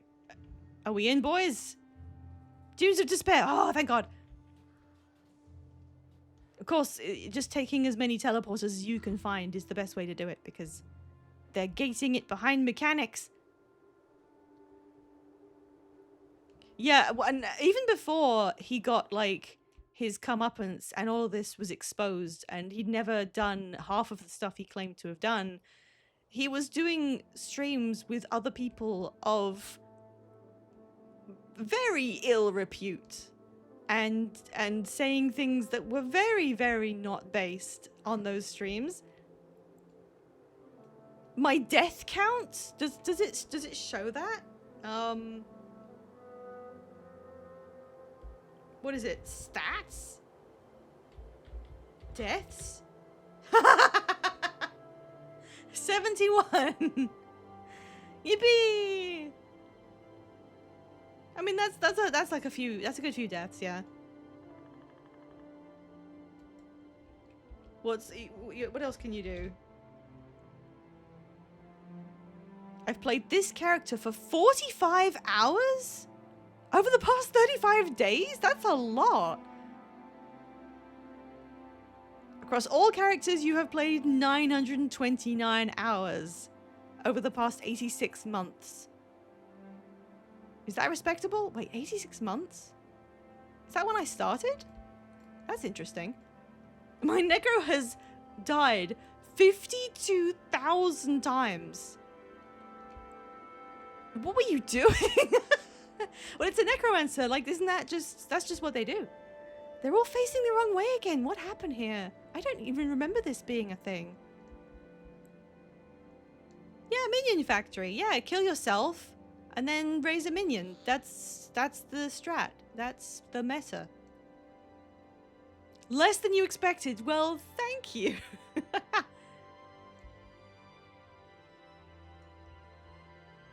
Okay. Well, we're at the we've spent like an hour and a half and we've managed to make it to the first mission. I don't know if we're gonna finish this in all these 3 missions in this one session. We got a merchant, we got hero. That's fine. I'll remember as soon as we get into it. While I'm standing here, if anybody wants to hop in, yell in chat right now and I'll wait. Otherwise, I will continue on with my not so great henchman and see how we do. It can't be that bad. Surely. Surely it can't be that bad. 55 HP, die, get rezzed by a skill that gave less than 1 HP, so died instantly. When the team has enough minions, get full res and stuff. Oh, you meant it! That really is the strat. I was joking, I'm sorry. Yeah, that makes sense. Because no one playing normally would ever have 52,000 deaths. That wouldn't happen. That has to be some sort of actual mechanic. You couldn't be bad enough at the video game to get 52,000 deaths. And lowering your own HP so you can corpse fuel, that's also pretty fun. Oh, there was no minion limit? There was no minion limit? Oh my god. How did anyone survive? Alright. Oh god, it's an escort. These 3 missions are all bad. Like, they're just... they're all tough. Ghost of Althea, I have 79 unspent attribute points. I'm sorry, Althea. Which one is it? Sorry. Sorry, have some points. God. Oh, right, so this is the one who wants his throne back. Someone else has usurped him and we have to fix that. So... the trials are helping out these 3 ghosts to rectify things from their past. They have ghost baggage and you have to fix them. And that makes you worthy of ascension, apparently. Hello. Why is this centaur all by himself? Huh. Hey, okay, he shot first. Hey, his buddies are here. Death leveling. Oh, death leveling. Anyone who was there for death leveling. My god. Such a long time ago now and such a... one of my favorite things... like gaming anecdotes. It's such a strange and weird and compelling thing for people to do. Yes, we're on the path to ascension. What happened there? What happened there? Did the game just... hitch for a second? I really like the centaur design, by the way. This is probably my 2nd favorite design of centaurs that I know of. I really like them. They are humanoid, but they're also like mostly horsey. They got horns. I like that they really feel like a kind of respectable beast. I like them. I also like Ventari, like in general. I feel like centaurs, when you take everything into account, and it's not just the fact that they're nameless and cannon fodder a lot of the time, if you give the game the grace of taking in everything they've ever said about centaurs, they really do feel like a respectable people who have just been through so much shit by accident. it's not their fault that they're the enemy of humans in the second game, because humans got to fight something, and I think humans are mostly in the wrong about it. It's not their fault that they got slaughtered by Palawa Joko. It's not their fault that they got slaughtered by that fuck-ass Sylvari I forgot the name of. They're really cool. They're just they're like they're the butt monkeys. Oh right, the worms that throw stuff at you. I think you can ignore them. I'm a big centaur liker. I think they're cool. Oh god. Just in general, they're a really cool creature. If I was a mythical creature, well, I guess technically I'd be like a fawn, but I would also enjoy being a centaur. Some people are like, oh, I'd be a vampire. Oh, I want to be a werewolf so I can transform all cool like and be strong. No, I want to be a fucking centaur. I want to gallop. I want to run, bitch. I want to run everywhere like a majestic beast. Can I see where's the ping? All right, I've got to lower this bridge. I remember that. I have to kill this guy. I want to be a vampire so I can sleep all day. I mean, you don't need magical powers to do that. You could get a job that has the night shift, and then you could sleep all day. In the same kind of way. Oh god, I hate the things are using AoE stuff and things that affect guys around you. Okay, try it, bitch. Try it. I've got my finger on... Yeah! Try another one. I have a second one of these. Shit. Wait, that's a Forgotten. Is that a Forgotten? I just realized. Wait. Up ahead, what? Inside the Temple of Ascension, is the throne of Palantir. What happened to the Forgotten again? The gods gaze down from the Hall of Heroes, granting their favor to those who control the throne. Why does he speak like this? But there is another spirit who sits upon that hallowed throne. Just a little slower, if you could. The temple is well guarded. Get me inside, so that we may supplant the usurper. Okay, I think I need to... He must be destroyed before I can direct retake 3 the heroes throne. around. That's probably good enough. Ugh. I know I need to cover multiple places at once. Keep me safe while I cast the ritual to open the door. This is uncomfortable to listen to. I want him to cough. Hell yeah, bones. Oh, I just realized I haven't even given myself an elite skill yet. Oops. Forgotten administrators of the Trials of Ascension, amongst other things they do in the desert. I really need to check what Forgotten do. They're very important, I know that. Are they related to Crate? Are Crate, like, devolved versions of them or something? Can we just kill these things? Hang on, guys, stand here. Can we kill these guys from here? They're not. Okay, there's just multiple snake things.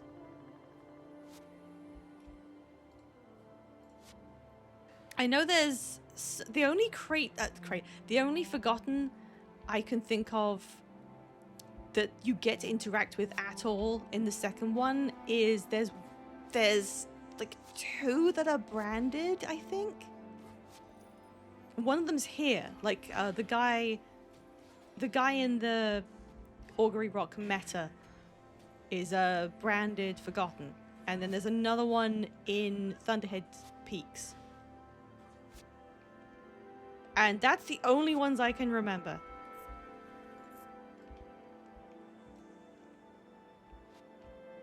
Okay, still taking the stuff down. Okay, so this is one of the more difficult missions that I remember. Okay, we got this. We're all right. The ghostly hero is helping us for this section. From what I recall, it is not beneficial to try and kill the worms. It's better to just focus away from them They will throw rocks at you, but it's like... There's a lot of stuff to cover here. They run the trials this... Oh yeah, Stewards of Glint. Wait, Wardens of Abaddon? Wait, what do the Forgotten have to do with Abaddon? I genuinely don't know this. As someone who really enjoys Abaddon stuff, I used to be an Abaddon denier. When they did the God, I hope I don't get cancelled for saying this. When they did the player choice vote on making a fractal that focused either on Abaddon or on whatever the other thing was, I voted for the other thing. I was like, look, that's ancient history. Whatever that was in Guild Wars 1 isn't relevant now. No. And now I'm like, oh, that would have been really fun, actually. I hope they still do that. I don't know how genuine that vote actually was. Like, were they really gonna let Eben, what's his name, become one of the Captain's Council? He's got a business to run, and Ellen Keel wasn't doing anything else. I don't think that was a real thing. Okay, so firstly we kill this guy, which is not difficult. Oh my god, there's a priest of Abaddon in the chat! Jesus Christ! That's the funniest first time chat we've ever had! Oh my god! Okay, I need to you guys cover this one. And I don't know how, and then I'll put some of you on... I don't think I can direct the henchmen, like, properly. But, you guys go there and I'll go, like... Okay, you can't go that way, hang on. I'm gonna swap between them. I can't believe there's a priest of Abaddon here. That was so funny. Have you not done Nightfall? I'm so ashamed. I'm so ashamed that my knowledge of this is patchy enough that it looks like I haven't played the game. I'm genuinely kind of ashamed. My blasphemy senses tingled. I'm so sorry. If I was in the game, I would be a devotee of Abaddon. I really would. Do I really have to do this for 10 minutes? Well, Althea already fucking died. Okay, she's up. I'm gonna have to let them handle this and swap sides. 10 minutes, really? God, I cannot believe I did the bonus at one point. Okay, they're fine. Oh, shit.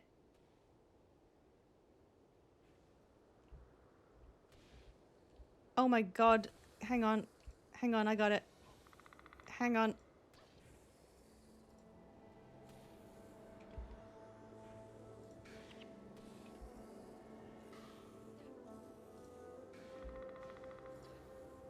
Oh, I'm gonna die. Oh my god!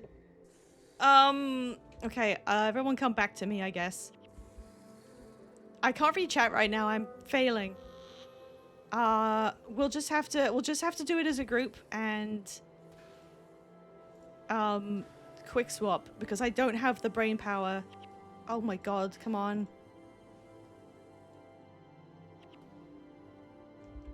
Okay, no, we're fine. I mean, we're not fine, but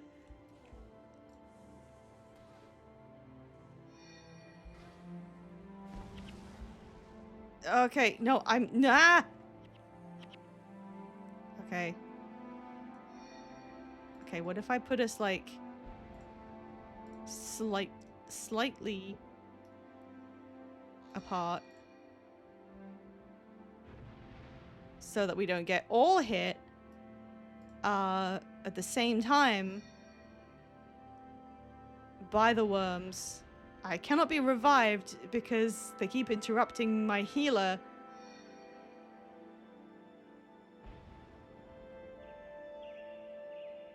Thanks for telling us that, Orion. Oh my god, I really cannot get up.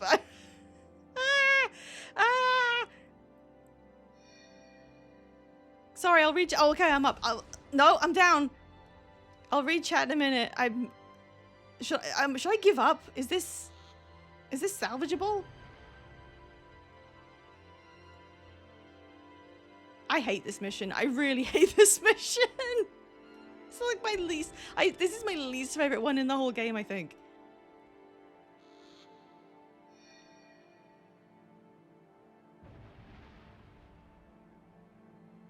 Okay. Okay. Okay, maybe we can do it. Is there a worm on this side? Yes.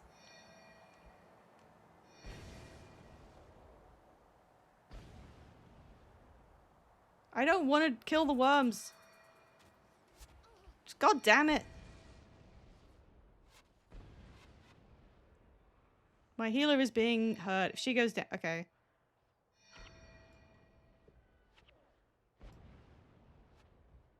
You prefer the Mugumu missions? Okay, you know when I said I really didn't like Aurora Glade because I I don't like how time sensitive it is. I said that. Oh my god. I'm really not good now. I was able to do that on normal mode first try, so it's clearly not as bad as this. I knew I hated this one. They're nearly dead, guys. They're so close. No, we can't do it. This is not happening. I mean, the ghostly hero is fine. Yeah, we were defeated. All right. Well, I guess I'm gonna stand here for 2 seconds. We do need to head into ad break, so at least that helps out with that. If anybody who's in chat wanted to jump in with the stream, and it's not that I need the help. It's just that this is a collaborative playthrough. I'm here ready and willing to accept other people, maybe in place of Orion, who didn't fucking do anything. But let me get back into chat while we have the ad break, and I'll wait and see if anyone wants to jump in. There we are. Here we are. Okay. Yay, ads! Yay! God, that mission. We just wasted like 20 minutes. Trying to accomplish that after spending an hour and a half just getting to the location. This takes so much longer than I remembered. Okay. All right, hang on. What happened? I love that there's someone called Priest of Abaddon. I love that you have that name and that you found my stream. I would be such. I can't even like dedicate anything to Abaddon. I'm such a bad player.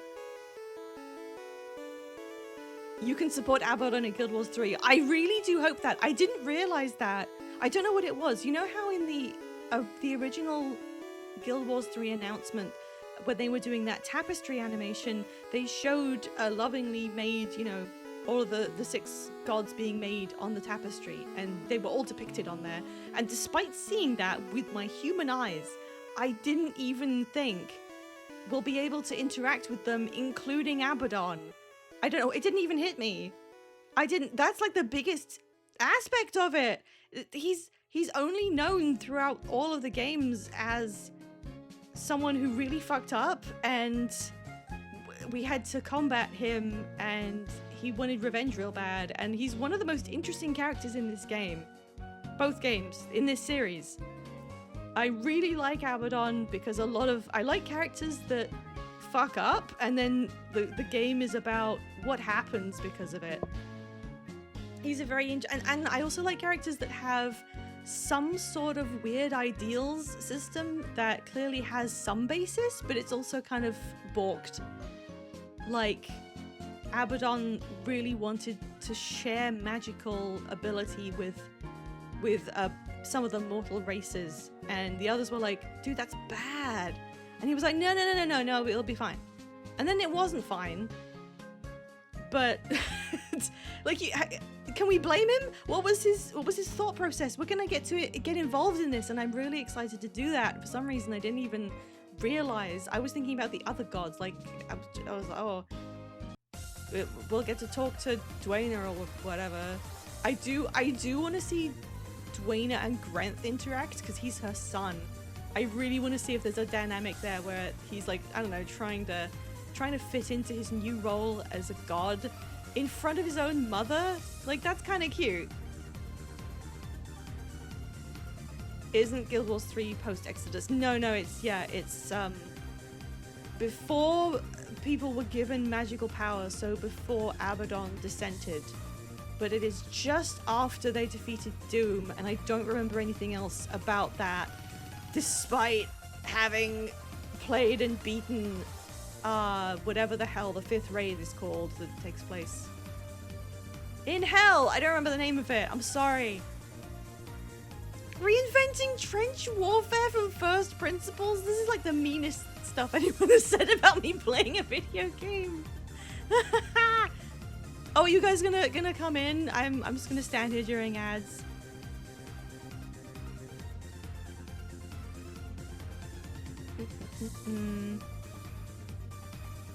He's the most misunderstood character. I kind of agree, but like, I don't think we can blame him as a, I'm doing air quotes, character for doing all the stuff that was in Nightfall and all the other games, because that wasn't really like him as a person. That was after he lost his mind and went on a revenge bent. So that wasn't like him, you know? Before all that happened, he had a completely undiscovered personality that I really want to find out what he was like and what drove him to want to share magic with. Like, there's a reason there, you can feel it, but I don't know if they went into why. One of the most intriguing things about Abaddon to me is that he was, I don't know if this is intentional, he was the god of knowledge, which is what Cormyr then inherited. Well, no, sorry, he was secrets.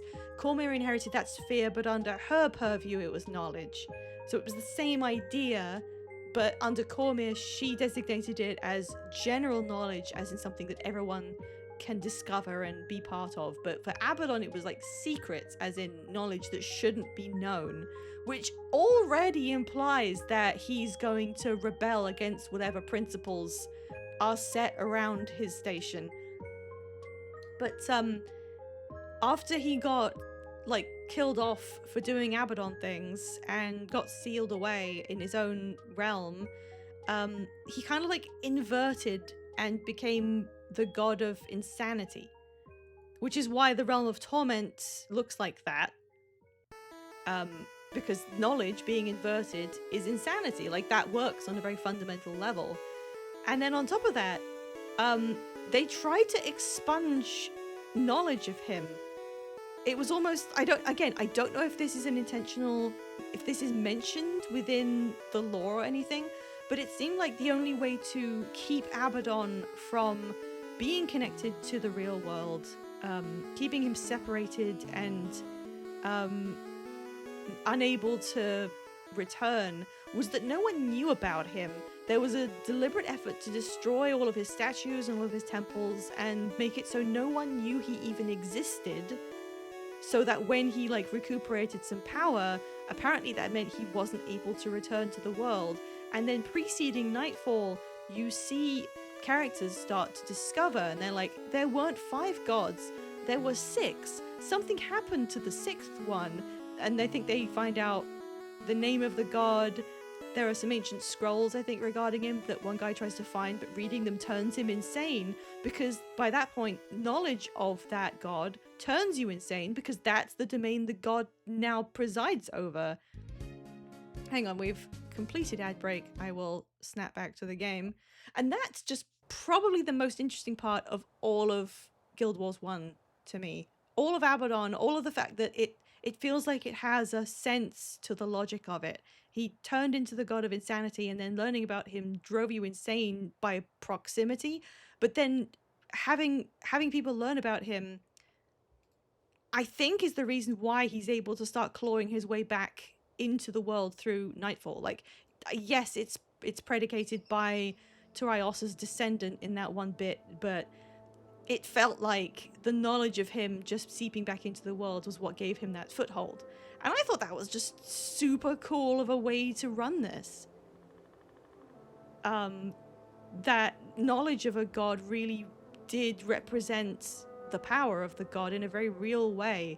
And I'm glad that the setting and the way that the magical flow and hierarchy in this game has a presence in the narrative and the history, and it's not just there's some fantasy settings they write all this stuff down and then it doesn't really feel like it's embedded in what's actually happening. I feel like that's probably the biggest pitfall of a fantasy setting, that a lot of people like inventing air quotes lore and history and a backstory and everything that's happened in the past. But unless it's actually directly related to things going on in the story, it is superfluous, and that doesn't bother some people, but I appreciate when it's not. Okay, hang on. Guild Wars 3 is set when the first guild is around, so we might get more Abaddon stuff. Yes, it's back in the day when they didn't have magic, so I know that the gameplay is going to be like in kind of like this game. You discover skills to add to your gameplay by finding magical, I think they're gems that are infused with that kind of ability. So it's a lot like how you know, apparently, okay, sidebar, I need to explain this. I believe the idea of signets, which you can use as skills, they're not skills that you are casting. They were originally supposed to be rings that you equipped. And I think this idea was scrapped, and a signet is now just an instant cast action that you do not have to channel. But originally, the way the game was made was that you had 8 skills, as you do here, and each one of them represented a finger onto which you put a ring that contained that spell. So that's why you have 8, and each time you equipped one, it would change the skill that you had on your bar. I think that's what was planned, and then they changed that so you had magical powers and signets weren't like related to rings. This is called back to in Guild Wars 2 when you are raiding Palau Joko's fortress, and there's some kind of a callback to, like, he has a signet ring in his palace, and it's like the old kind of signet ring that used to give you an ability, and that's how you get the ability to dispel the illusions he's cast around the dungeon. It's implied that you put on a ring, an ancient ring that he happened to have, and that allowed you to access it. It's probably the same ring he used to cast the illusions, because he's not a mesmer, as we know from the Jahai Bluffs event. It was always a mesmer, don't worry about it. So yeah, I feel like Guild Wars 3 is actually taking that idea of equipping those signets to provide your skills and making that work again, because people don't have magic that long ago, so the skills they use have to be found and then equipped to you, and that made me think of the signet system. And I was like, oh, they're like doing that stuff that I remember that wasn't, they kind of dummied it out, or it wasn't actually used. That's cool. I'm glad they're finding a place for that. It helps Guild Wars 3 feel like it's already a part of this world and its systems, so I like that. I'm gonna clip everything I just said. I'm gonna make that a TikTok to be like, I don't know, help generate hype or something. Okay, hang on, I've missed tons of stuff. Hang on, I am reading. You can get to the desert by getting to Sanctum K. Yeah, that's where... Did ads not play for everyone? Oop. But it's okay. I don't do gameplay during ads. I step aside into a screen that I did not even explain. But if we have another ad break, we might not. Oh, are you guys, you trying to get to where I am? It wasn't Varish Oster that kickstarted, and I thought it was Cormir. Was it? I don't remember that well enough, but I'm gonna see it again on this playthrough when we get there, so I'll be able to actually refresh my memory. I thought it was Varish Oster who literally did start off the process, and it was all like, oh, the descendant of Torai Oster turned out to be a traitor to humanity kind of thing. Hopefully Guild Wars 3 includes Abaddon's actual fall. It's not set after, definitely. It's set before. I don't know if it's set anytime around... I mean, we can check, right? It's 1,250 years before Guild Wars 2. You can look on the timeline and see where that is. Hilariously, it's still nowhere near the Guild Wars, which is probably the funniest thing about it. Signets is a skill derived from the original ring concept of skills. In Guild Wars development, characters had one skill for each of the primary fingers, derived from their skills from skill gems dropped from bosses. Yeah, I remembered all that. Was that copy pasted? Is that direct info? I didn't know they dropped from bosses, but they reworked that into the elite skills. They kind of dropped from bosses, sort of, but they've removed the itemized part of it. I wonder if they'll scrap mounts since Guild Wars 1 didn't have them. No. They've got a trailer where a guy does nothing but ride a mount for a while. They are clearly having mounts in that game from the beginning instead of introduced partway through, which is not a criticism. I think it's fine that Guild Wars 2 took a while to introduce the mounts. If they had done it earlier, they probably wouldn't have done the same system, and the system is really good. And I kind of liked the process of, I don't know, the transition from being someone who has to run around on foot to having this massive freedom of movement. It feels like a natural part of the evolution of the game over time. And if you come in now, I guess you don't really get it, but no, you do kind of get it, because you have to start Path of Fire to get access to the other mounts. So there is still an aspect of the world unlocking only after you have experienced enough of it. Yeah, nowhere near the Guild Wars. How are they going to justify the name of the game? the title Guild Wars is barely justified in the first one.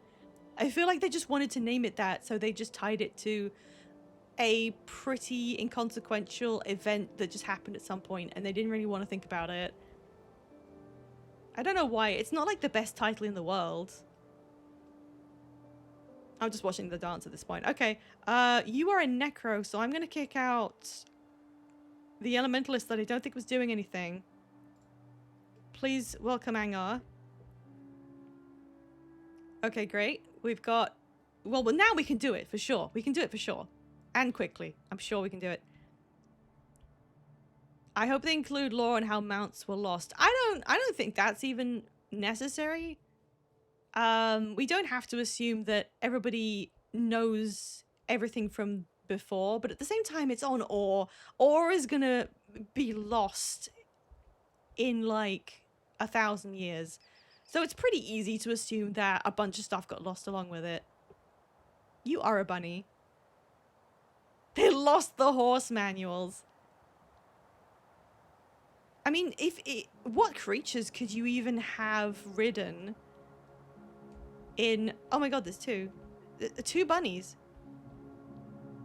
Will Pie finish the desert before I make it to the desert? I was waiting in case you were gonna be able to make it, but you are currently running, right? You're running to the location, so I should start without you. Right? I'm not gonna miss you. How are you, like, drifting as a hare? How are you doing that? If Guild Wars 2 hadn't introduced flying mounts, WoW wouldn't have had anything to steal. Damn. Oh yeah, that's right. Of course, it was originally a PvP focused game, and then they went, wait, people actually like doing a story. Oh shit, we gotta make up a story. And then they like put that in. It was a good pivot, but I think we discussed last time, maybe if they had started with the idea of... Oh, look, a Guam character? Oh, yeah! Nakato. Congrats. Morganites are so fucking cool. Like, this is the most metal shit possible to invent. I love them. It doesn't matter why any of this is happening. That is so goddamn cool.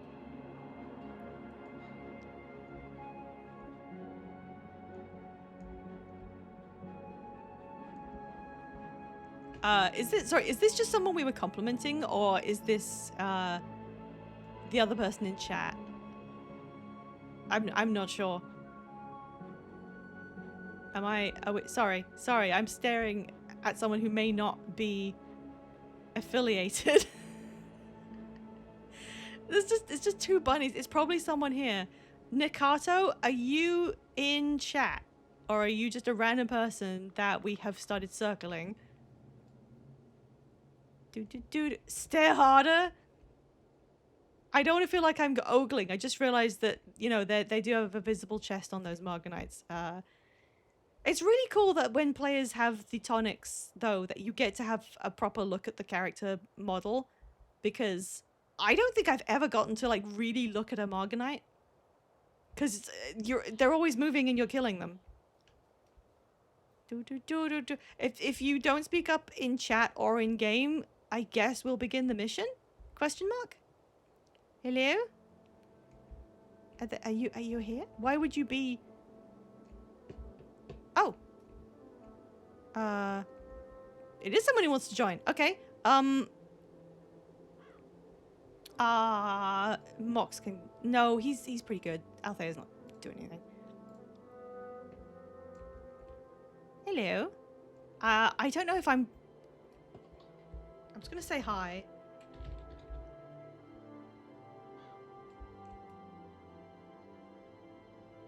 That should have been... Oh my god, I never do this. What's... Is it team?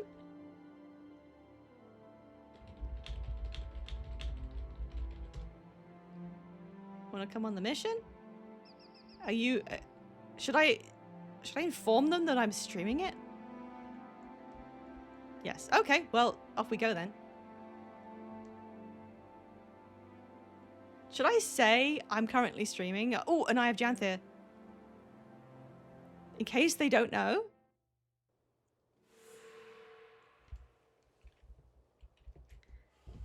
I am currently streaming the game, just so you know.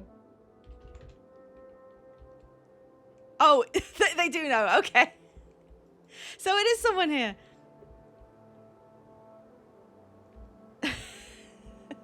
Okay, I just wanted to make sure. Oh, God, Destroyer. Oh. Destroyer. I would feel bad if a totally normal player was just playing the game as they could have been and joined a team and didn't know that I was broadcasting it. I feel like just out of politeness I have to disclose this. But it seems to be someone who's watching, so that's really cool. So we've got an actual team here. Watch me be absolutely ineffective next to these powerhouses.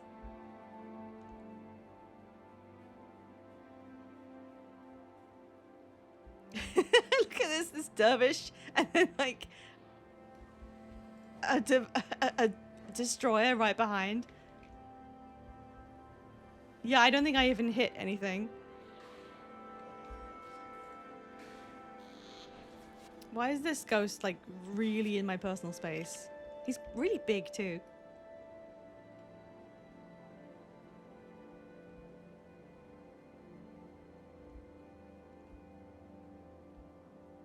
Okay. This time, this is my ultimate revenge on this mission that I've never liked. It's so hard. I don't know how people did it without heroes.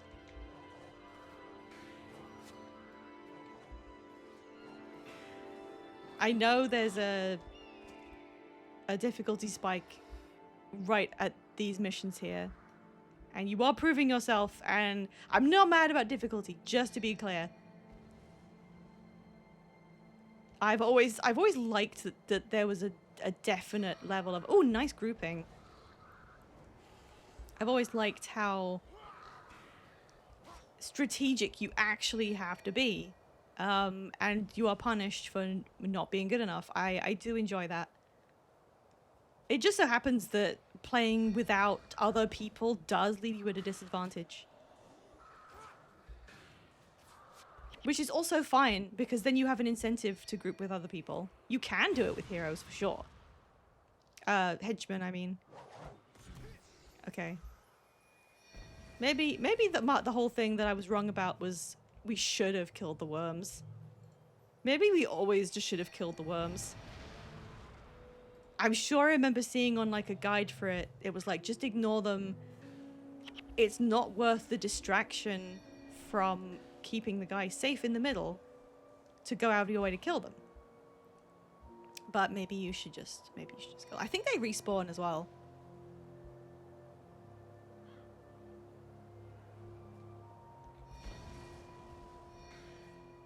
Come on, there we go. What is, hang on. Isn't there a whole area over there? Why does that exist?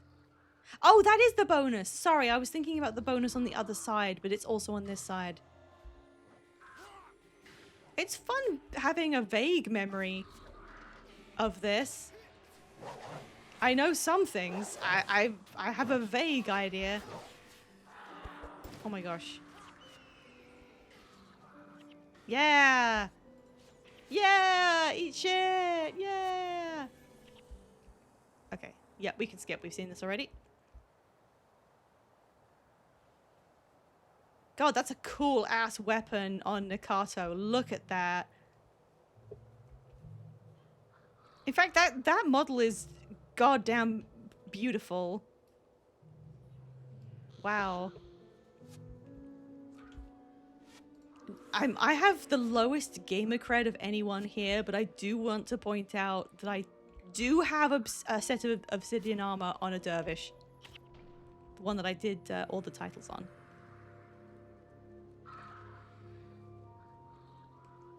Back to the animation mines. Good luck! I don't know if you need luck when you're animating. What else would you say? Have fun. What do you mean my view is obstructed?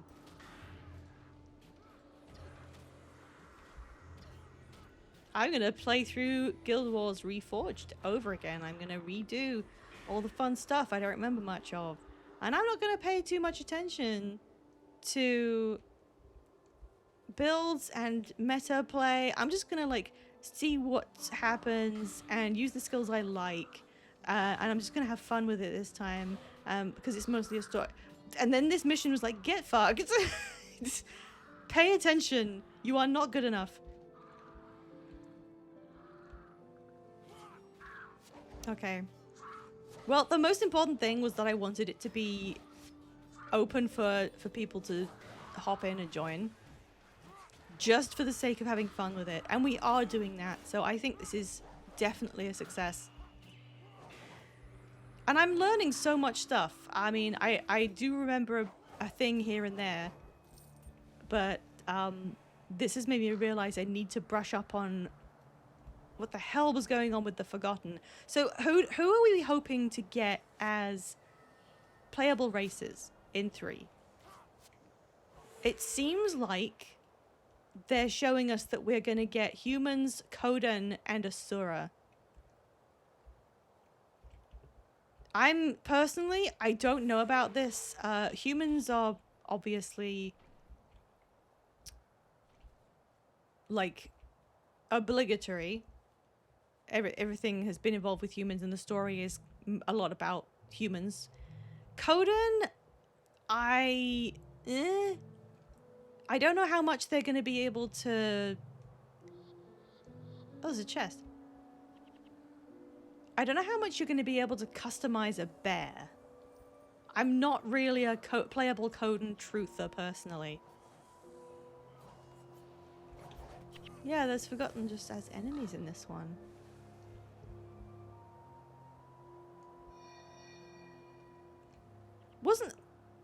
Okay, I know that noise means there's a ping. Aren't you supposed to see... Oh, wait. Is it only... Oh! I probably should have been looking at this map instead of my preferred map. I can actually see the fucking enemies now. Asura, that's also a bit of an odd... Is that just the worm? Okay, no, there's Forgotten things up there. Are they just chilling? They're just chilling. I'm gonna leave them. If they aren't coming down, they're not my problem. Asura, I really like as a race. They're great. They're customizable. They're unique looking. They're cute. They're interesting to think about. I like them. Should they be in a prequel? I don't know. It just feels weird that they're there. I don't know how they ended up being in Ore. I'm pretty sure this is like a big question other people have brought up. Are we doing the bonus, by the way? We don't have to do the bonus. I'm just getting interrupted everywhere. I just want to finish the mission. I want to finish the mission as quickly as possible.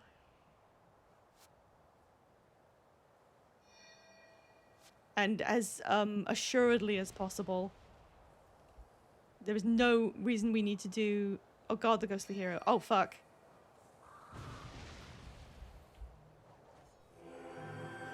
Oh my god, I leveled up. Ah. You okay? I don't have any goddamn healing skills. I should have just stayed here. I'm the one with the henchman. Heal him. Heal him. Okay, he's being healed. Okay, well, the other people here can literally do whatever they want. And I'm gonna stand near the ghostly hero and make sure he's okay. If you guys fail, I need the bonus. Oh god.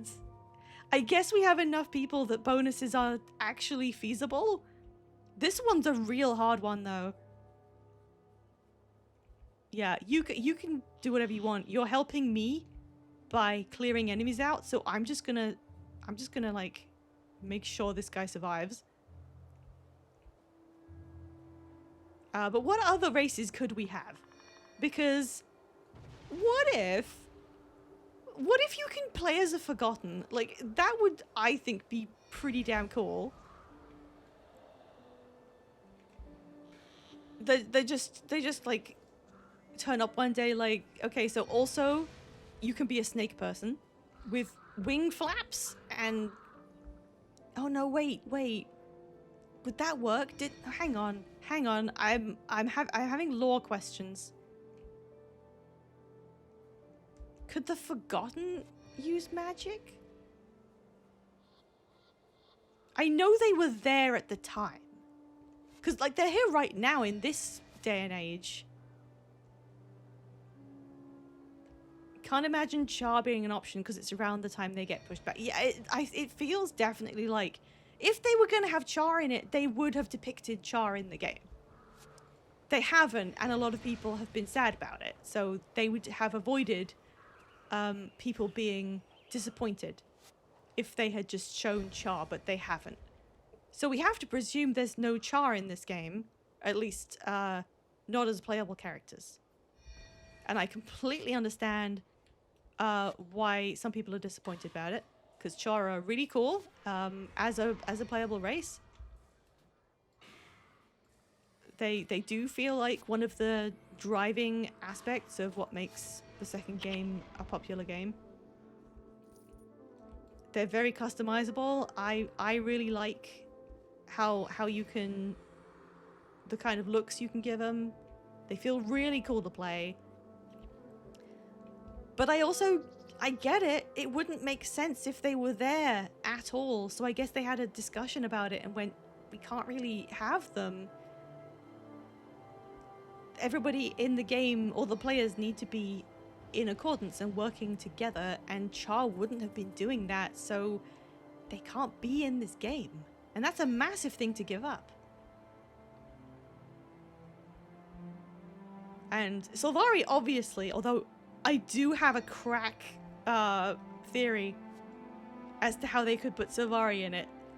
What if another massive Mordramoth tree grew from a seed somewhere else, somewhere near Ore by accident? What if it floated there like a coconut and then it grew somewhere and then it started having Sylvari and they died out before, long before like anything else happened? Like they'll die out before the end of the game or something. Maybe the tree only existed for a time, maybe it was only mature and producing Sylvari for like a year, So there's a very limited number of Sylvari, but enough that players can choose to be them. But then the tree got destroyed.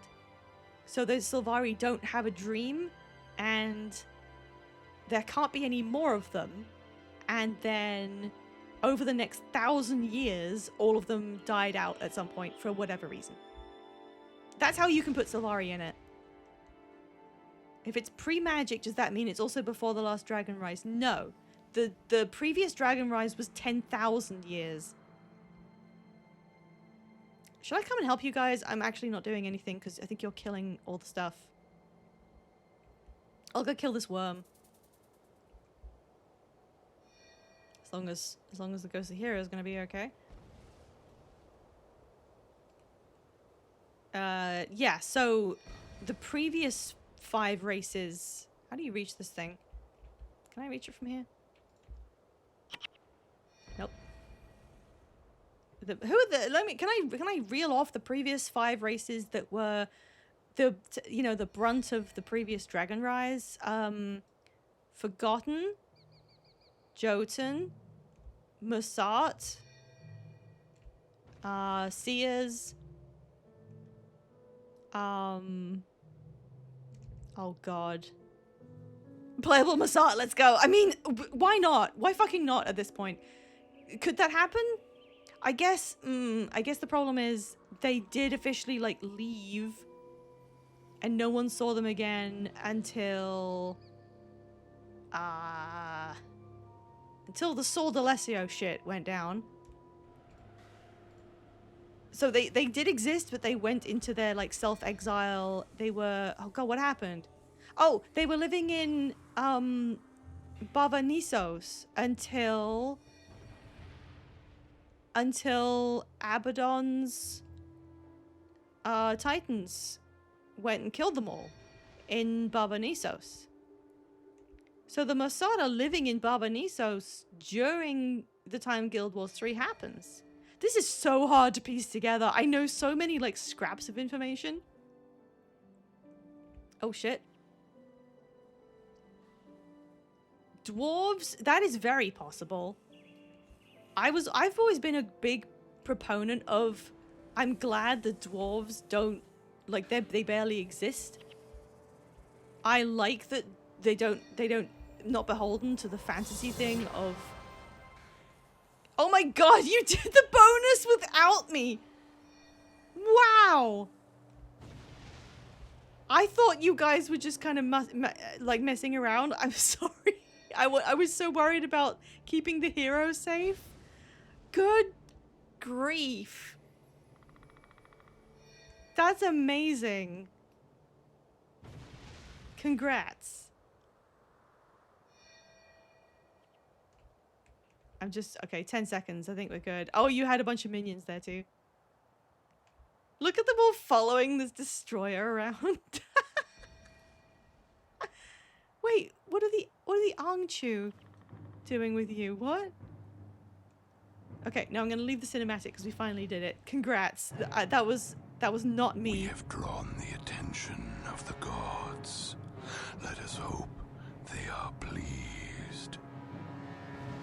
Hello, Modfox. Watch me struggle. Pie struggle tweets. Except not, because these lovely people are literally doing this on my behalf. Otherwise I keep dying. Me and my goth helpers. Me and my cool ass goth helpers. As in dwarves. Oh, were they the wait, were they? Were they the 5th? I don't remember now. I actually don't remember. Was it dwarves? No, it can't be. It can't be because all 5 of them got, like... It was? No, wait, no, hang on, no. Wait. Wait, hang on, I'm on the wiki.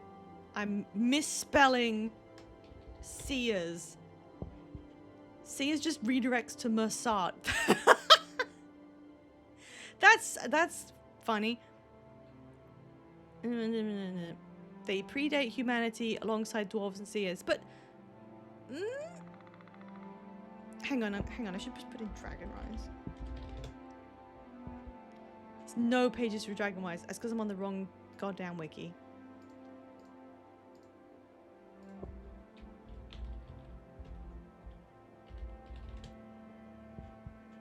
Okay, it doesn't have a page. Elder Dragon has a page. Okay.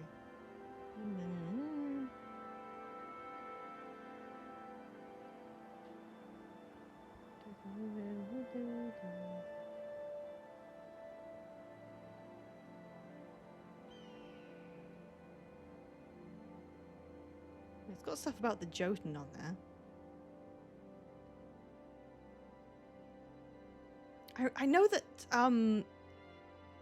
they actually explained what happened with that, like the there's an item in Guild Wars 2 that's just a blue orb, and it got called a crate orb because I think the crate happened to have it, and then you take it off of them, and it's able to repel Zaitan's minions, but no one ever knows why. And then they like talked about it in End of Dragons. It turns out it was an artifact that Suwon created to protect Kaineng against the Risen, and then a bunch of them like happened to float over to our area, and then, you know, the crate got them, and that's why they did that. And it was just that's what's it called? It's not a Chekhov's gun. It's a brick joke. I don't know. It showed up and no one really questioned why it did that, and I assumed it didn't matter and no one knew or cared. And then they were like, yeah, we have a perfectly reasonable explanation for all of that. And like, okay. Oh, hello. Oh, Shark, that's you, right? We lost someone. We lost the dervish who was here. Said bye bye. Oh, I'm sorry. I didn't say goodbye back. I'm sorry. If you happen to still be watching, thank you so much for hopping in. You were really cool. Yeah, thank you. Oh my gosh, those wings. Oh my gosh. Okay, I still have 2 goth helpers. Maybe if we get to the end of the game and I manage to finish God Walking Amongst Mere Mortals, and everything else is all done, I'll load up my main character that I did everything on, all my titles, and I'll show you the quests I haven't been able to finish, and we'll finally do them. If anyone else is still there at that point. Okay, you can add to... Oh my gosh, stuff. Re-slaps, thank you. Hang on, where is the chest? Here, there it is. The cranberry lights. Wait, okay. Did you count them out? I'm nearly there. I'm nearly there on... It's not a max stack. No, I don't need a max stack. What's my stream title right now? What actually is my stream title? I can't remember. It says how many more I need. What was the number? I'm at 9803, so I need 200 more points. Yeah, we'll say 200. And each item gives 3. So I'm actually using a calculator because I cannot be asked to think about this. That's like 67. We'll say 67, because 67. Angar, where are you? Angar, would you mind only giving me 67 creme brulees? And then I'm done. Oh my god, which? There it is. Okay, you can have, I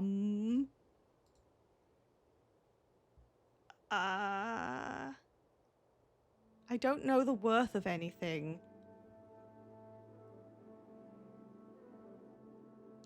I have a bunch of candy cane shards. What are those?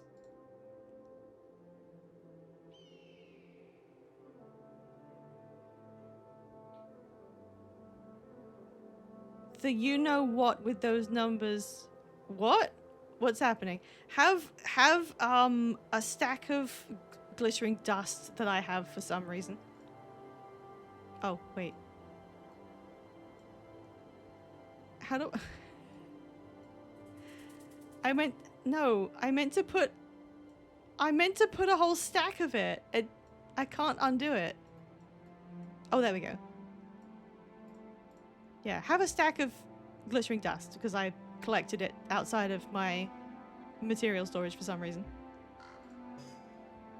Thank you! That's it. The sweets are done. We finished sweets. The struggle. Oh, yeah, you can have an orange dye. Yeah. I've got tons of them somehow.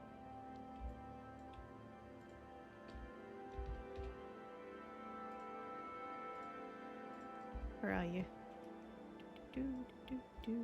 No, you're getting your orange dyes.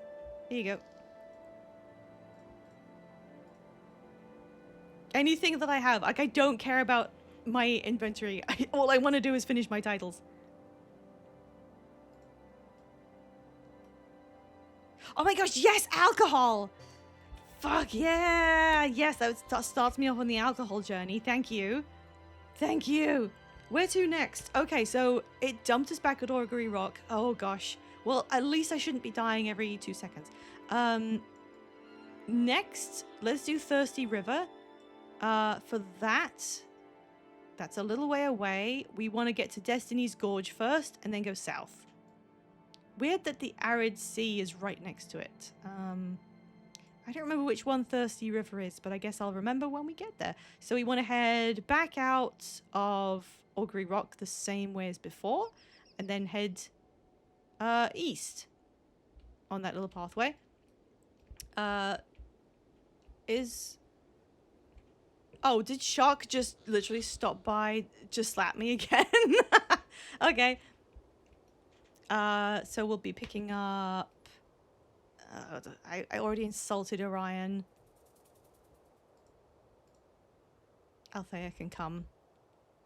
Okay, that's fine. Okay, we're all good. Let's go. And this time it's going to be different. Get ready to make... Oh! Wait, you look different. Whee! Yeah, I was gonna say get ready to make minions out of Hydra corpses. Oh my god, are we running? Are we running the whole way? We're so speedy. Oh my goodness. I've never done a flash run before. I've actually never done this. Everyone behind us is just... Devona's dead. I am unstoppable. Yeah, you are. Look at you go.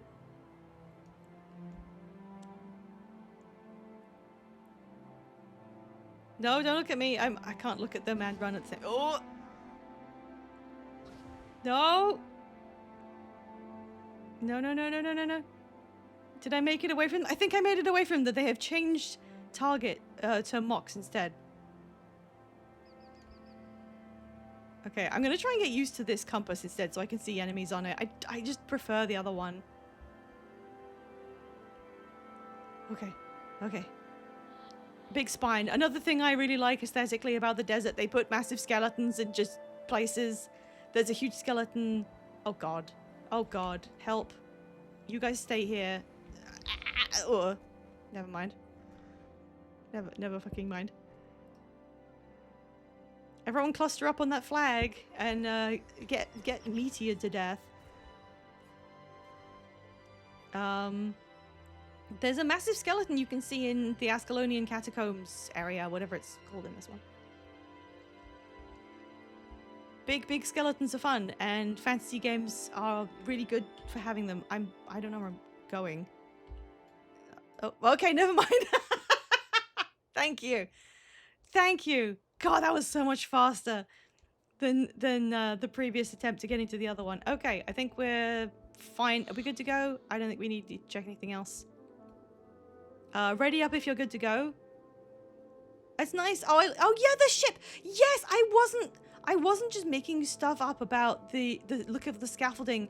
There are actually ships just kind of in broken pieces. I think I was vaguely remembering it.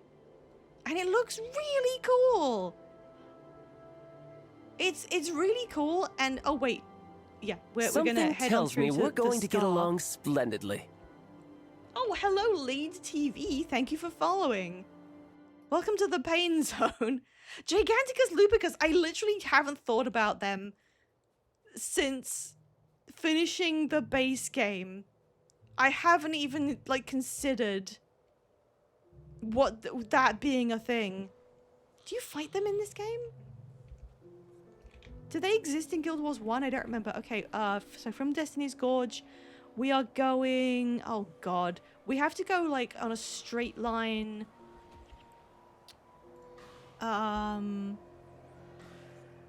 to the southeast.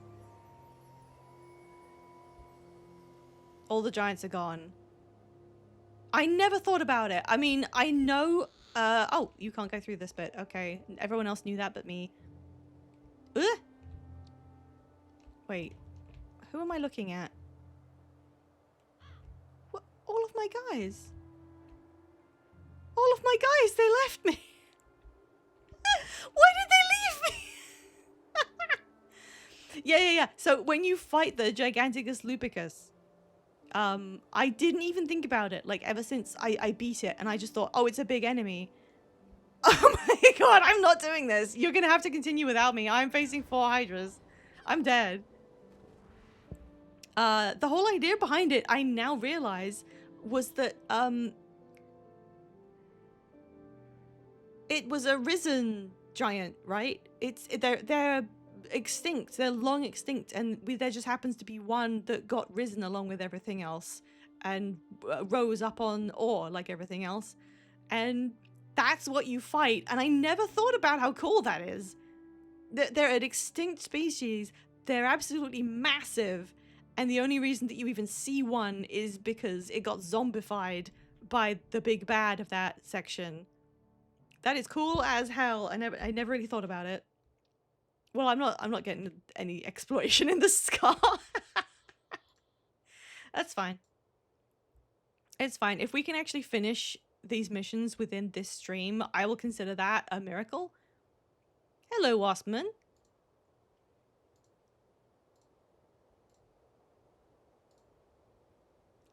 Yeah, we're gonna have to just stare at my dead body. Waspman, that's a really cute emote.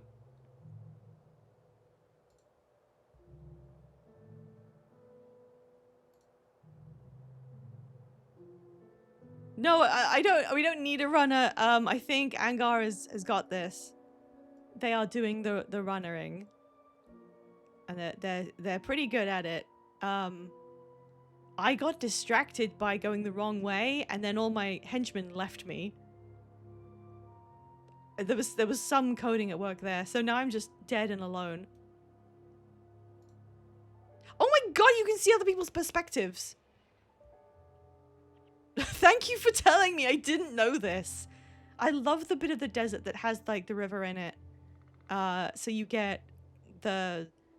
I got lost! I don't know where you are. I can't see it on the map. How goes Guild Wars? I have died about 60 times this stream, but there's a very capable person in my party with me who's running to the locations on my behalf. Otherwise, this would be taking a lot longer. And we've been talking about, what was I saying? Oh yeah, I just like that there's desert on top and then there's valleys that have rivers in them. And I like it. And at the same time, that is pretty realistic, you know, because deserts do have rivers. And they've also, the river has clearly carved a pathway through the rock here. So that's also really cool. And now it's down in its riverbed down there. I think you might be, I need to stop opening the map. Do you have to use the teleporter? Are you just getting the griffins off you so you can use the teleporter? Yes. Sorry. I shouldn't be like trying to help you. You do know what you're doing. Well, this is Angar's stream now.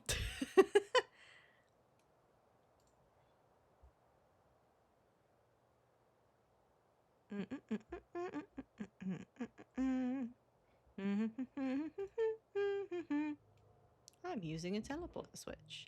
So I think when you use the teleporter, because I don't know, all my friends, all my NPCs just decided they would rather be taking the teleporter.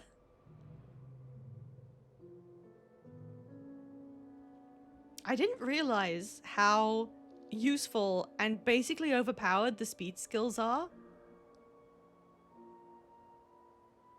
Whatever else it is that you are using to do the run. I didn't realize how much more capable you can be at just passing everything by if you have a speed boost.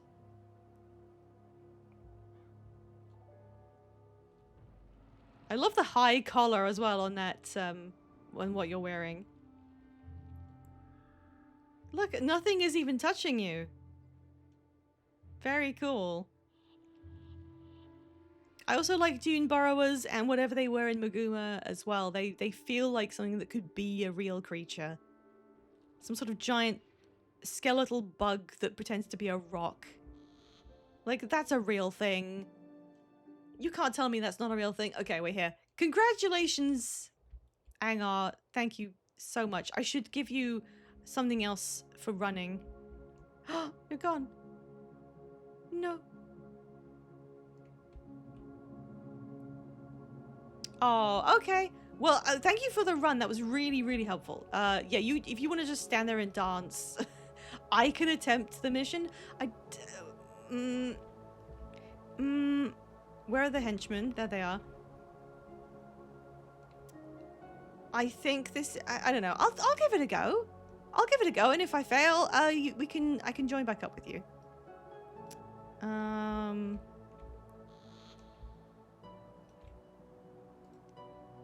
Yeah, come on, it's Taitsu. Come on, we're all gonna do this together.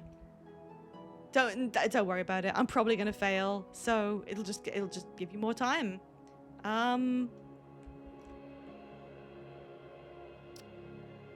Oh. What is a protector henchman? Got a new person. Okay, we'll go with that. Okay, am I good to carry on? Is Taitsu, are you gonna reach us? I don't think. Is anyone here? Nah, I'm probably gonna lose. I don't know why I'm going towards that gate. You start with the button. It always confuses me.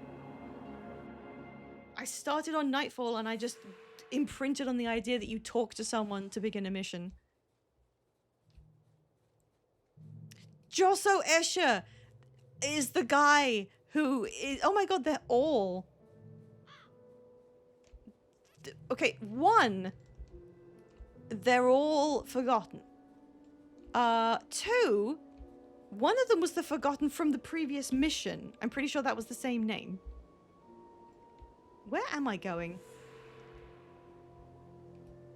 Oh, yeah, I remember that. Okay, well, we'll kill some sand giants. They're necromancers?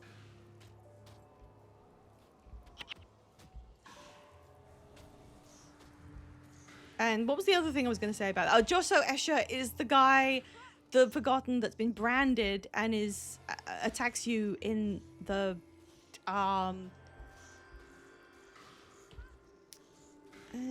Augury Rock meta event in 2. So you kind of follow. I mean, I guess they just picked one of them. I think that's right anyway.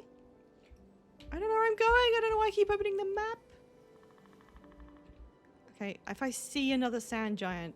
Wait, there's one over there. There's also one there.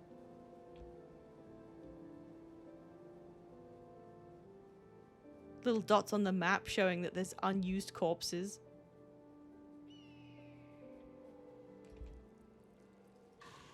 And I have no one to use them. How is a devourer interrupting me? How? You don't know what that is.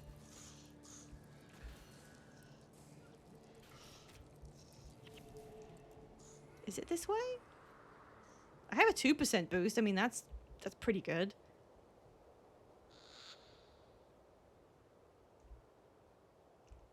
I'm not so confident about this, actually. Okay, I can't go down there. Oh, something following us? Oh.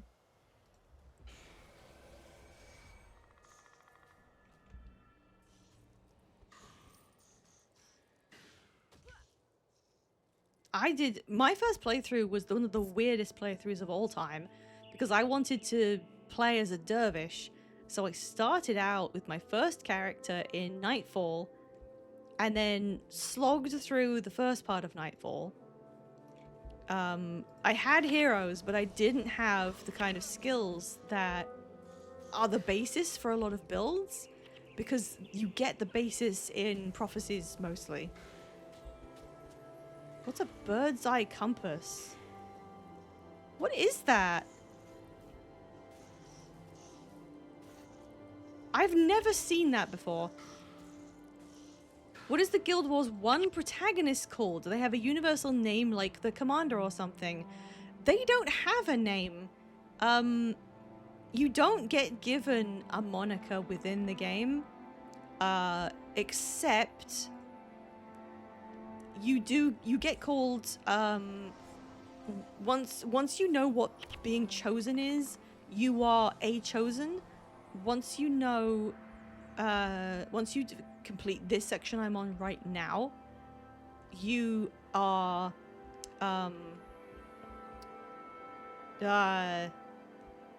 is it up here? Oh, there's a hero there. You are ascended. So you are, I mean, you're just someone who is ascended.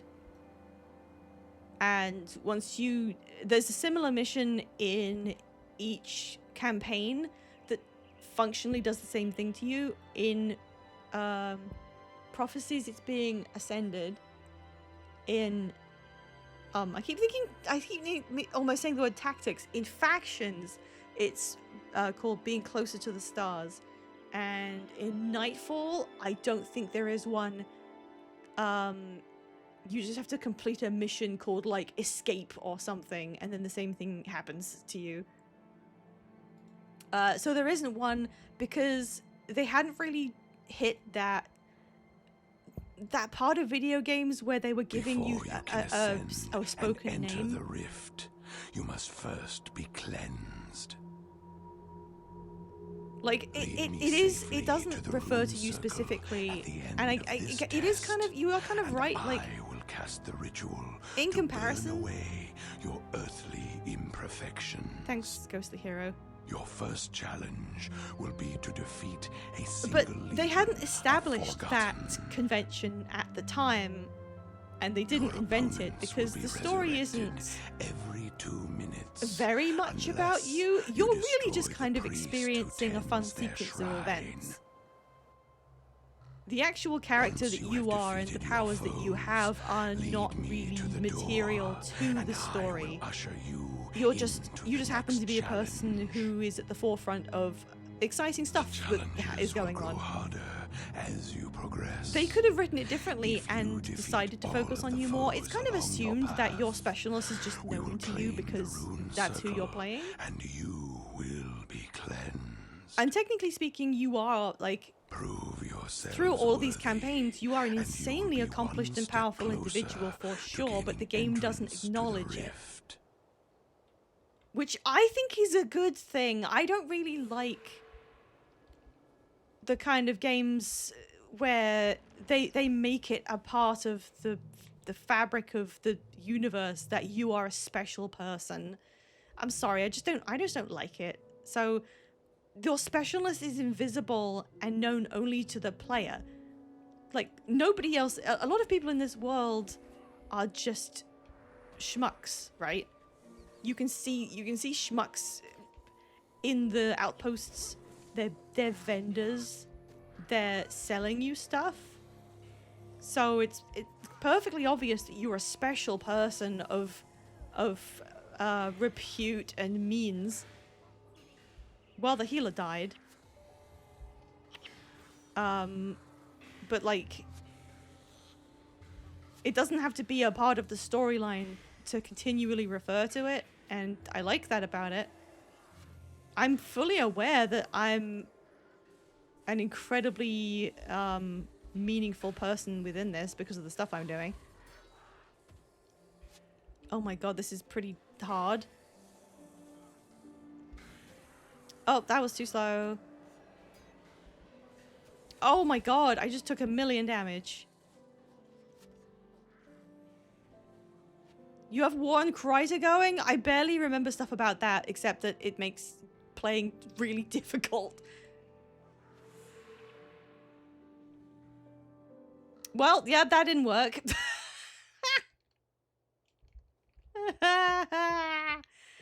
All right, well, we can see if we want to have another go together. I think I'm gonna have to give up on soloing some of this.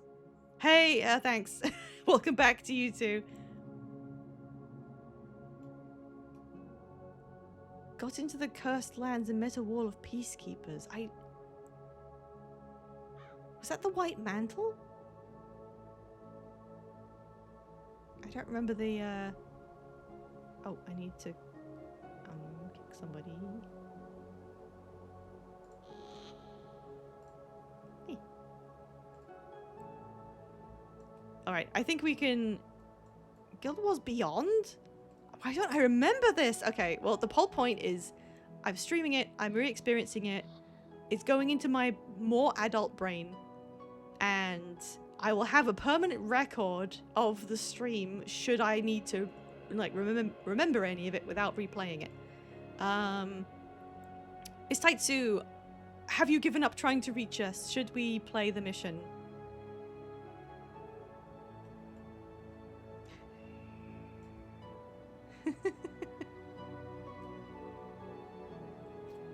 What is my dance, actually? I don't remember. Oh, it's... Okay. It's river dance. Alright. Sure. Oh. Oh, someone's Gwen! Okay, are we waiting for Taitsu, or are we gonna play the mission? I need to know which one of those options I'm doing. Although we can, in the meantime, have our ad break, because I do have to do that. So let me just hop on here. Quick ads, no gameplay in the meantime. Hold on until they're done. When ads are over, if you want to use the bean can emote to indicate that you are free bean, then I will know I can restart. And while we're here, I might as well actually introduce what this screen does. If anyone hasn't been here before, this is my ads screen that doubles as Pokemon information. I'm giving away a shiny Pokemon in every stream. It's a real Pokemon that you can adopt from me, and we trade it through Pokemon Home. If you want to grab it, there is a redeem under channel points for a small amount of points, and that grabs you the Pokemon on screen. For the last few streams, because no one's really been biting for a Roggenrola, it is this purple Roggenrola. It's level 12, and if you want to take it home with you, then all you gotta do is throw that redeem at me, and it becomes yours. We just do a quick trade. It's really easy to do. You just grab your friend code from Pokemon Home, you DM that to me, we do a trade on stream. It's worked really well so far. I've given away like... how many have we done? Maybe like... I can't imagine how many exactly. Like 50? It's probably more than 50, because I made a little image of them when we got to 25, and that was ages ago. We're probably coming up on like 100 or something. But yeah, it's great. It allows me to divest myself of the immense amount of shinies I have.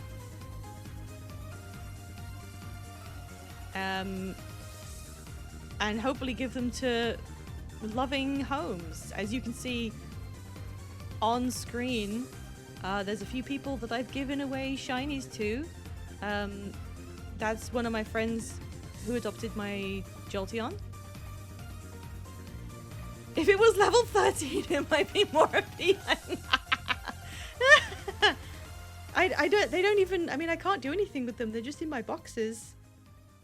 Where'd this one come from? I don't remember. What game was this from? Oh, it was from Pokemon Go. They had a community day for this because I know I've got a shiny Gigalith that pops up for actual battle use all the time. It must be oddly strong or something. So it must have been a community day where I got this. That's how I get most of my shinies, and I have so many. I just want them to find somewhere to live. Okay, we're just about done with ads. Is my I don't know if my image roulette is working. I need to double check on this. This is supposed to switch between different images, and I'm just noticing I think it might be stuck. I've got different photos from different people and it's not working. Oh no, there, it just went there. Okay, it was just a really long time. Maybe I'll shorten that. What was the last main series Pokemon game you played? I've begun Scarlet, and I need to continue it. I barely started and then I got kind of stuck. I mean, not stuck. I mean, hello, Destezra. 2 necromancers. Okay, who don't we need? Who don't we need? Is Lena any good as a protector? I mean, I feel like we want a few healers in this. I'm gonna get rid of Mox. Whatever. I don't know. I don't know what I'm doing. Oh, wow. Wow, what a dress.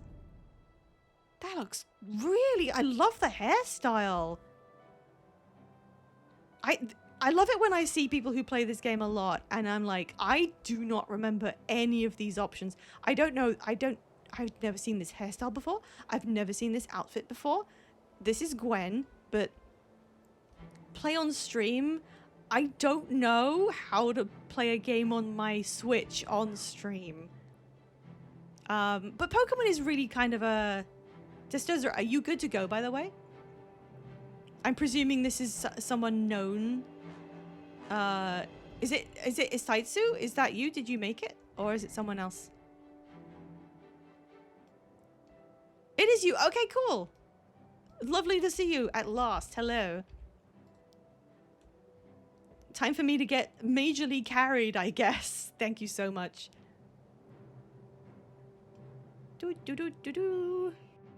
I know I've done this. Like, I've completed this on hard mode, so I am capable of doing it. We're just here to watch. Being so mean to me. I'll die.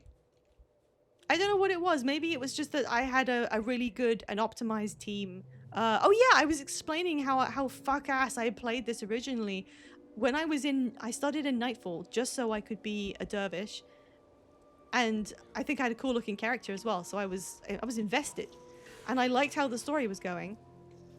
And then, you know, the bit where you get to a certain point and it's like, if you want to jump to the other campaigns, you've now reached a point in the story where you can go and do prophecies or you can go and do factions. So at that point, what a new player should have done is jump to the prophecies campaign and complete it and then go and do the game in intended chronological order. That would have been, you know, the sane thing to do. I did not do that. I continued playing Nightfall and I bashed my head against it without playing the other campaigns.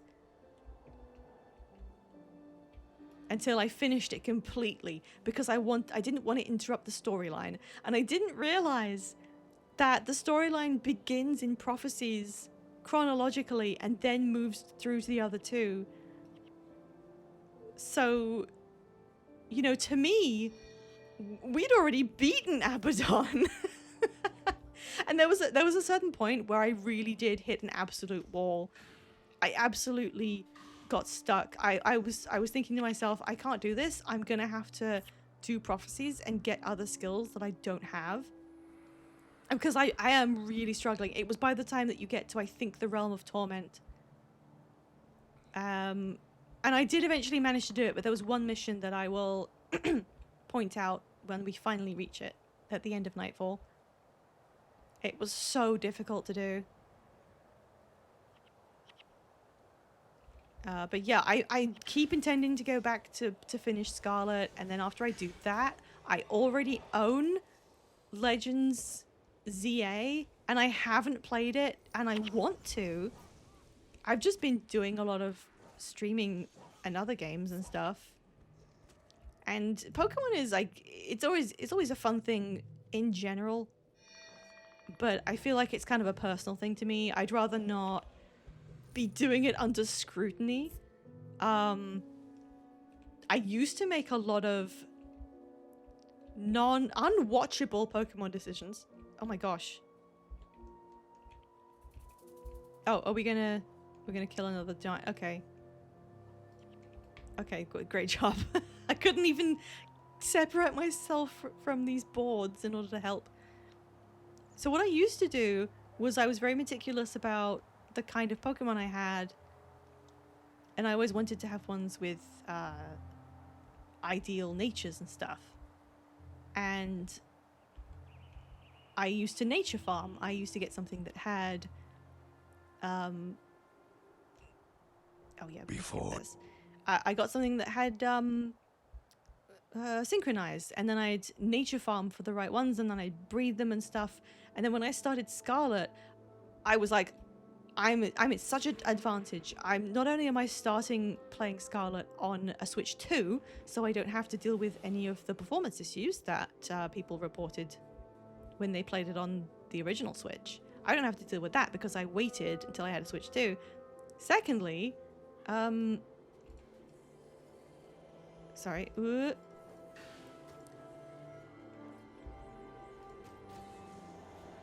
Oh no, I'm standing in one of their things. I had the benefit of... Oh, a vial of dye.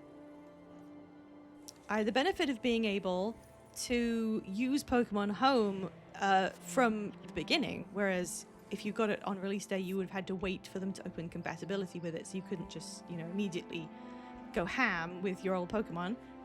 But it had been out for a year or two, so I could go straight in there, and I wasn't going to send in my own Pokemon, I was going to catch them, but I could send in an army of pre-caught synchronized Raltses that I have kept, you know, in home just for this occasion, for a pre-use. So I sent all my Raltses over, and I arranged them in a box, and I got ready to efficiently farm all the natures I needed, and it turns out Synchronize doesn't do that anymore. They changed it to stop people from farming natures. And yeah, Waspman, they intend you to do it with mints now. So they literally took out the functionality of Synchronize, and I'm sitting there like, I spent like an hour catching stuff at the beginning of the game. Like, how come none of these are adamant or jolly? This is weird. This isn't like a 50% chance. This is just straight up not working. And then I finally looked it up and realized that my entire strategy was just bogus. And I wasn't going to stop playing or anything. I just started doing other things. Playing 3 gacha games will do that to you. I want to get through Scarlet. I mean, just kind of get through. Not. I'll enjoy it for what it is. I know people had some criticisms of it. I really want to finish it and then just get on to Legends ZA, because people really seem to like that one. Made irrelevant by Herb, basically. I couldn't believe it. Like, so many years, decades of this strategy. Why is there a time limit? What does the time limit mean? I'm attacking enemy priest. Oh.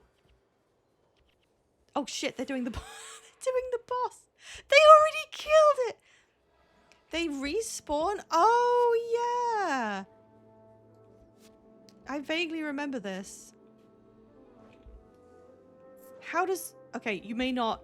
You don't have to stop playing to type to me to answer the question. I will look it up afterwards, but I'm going to have to reteach myself how this respawn works. I'm basically just auto-attacking. I feel like I'm not going to get much off before they die. Okay, no, I can do this. As a boss, it'll last a second longer. Didn't interrupt it or anything, never mind. forgot how much forgotten content there was in this. Lots and lots of corpses, though. I guess it is easier to just use a herb, but I don't know. It means that I don't have to restrict all my Pokemon to being a certain thing, you know, because they still show that they're the original nature. So it kind of destroys the suspension of disbelief. You know, you've got to think that the premise is that you're catching little guys that are actually little guys, you know? And you form a little bond with them. It's your little guy.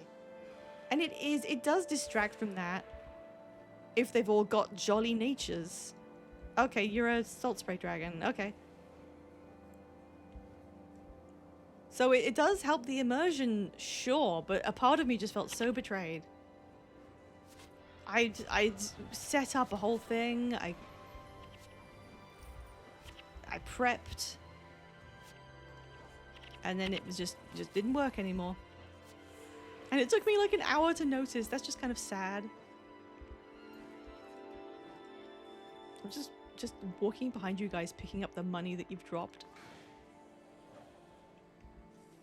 Okay, so basically you have to kill each of these teams slightly faster than they regenerate themselves.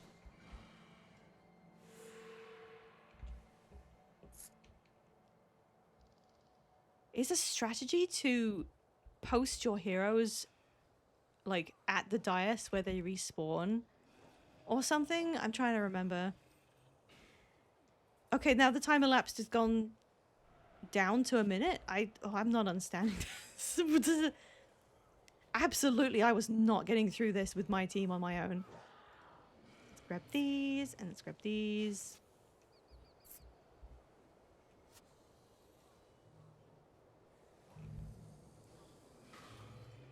Yeah, there we go.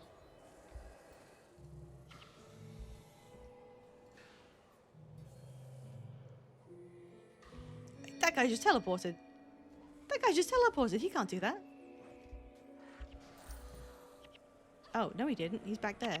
Okay. Oh, your party gains 175... Isn't that the thing that, like, you can sell for a ton of money? Or was that a different one?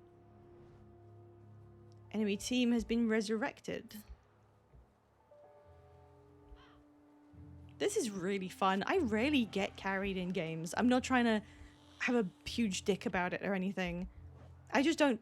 I usually either manage fine, or if it's a genuinely difficult game, I only do the bits I can do or something. I'm fine with that. So being carried is kind of a weird experience.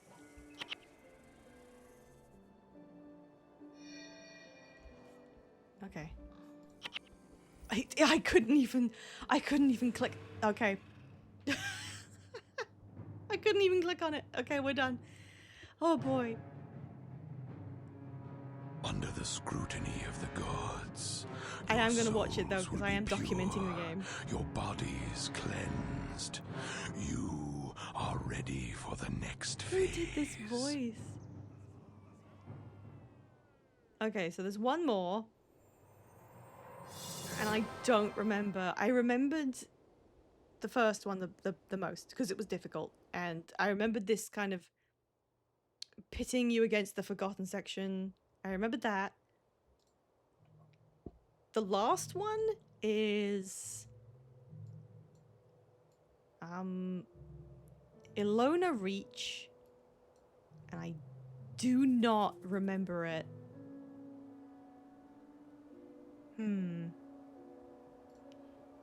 Well, since we've got you, both of you two here, do you wanna run and then do it, because it would probably be an efficient like run with both of you. Oh, good. We're back at Augury Rock. Okay. How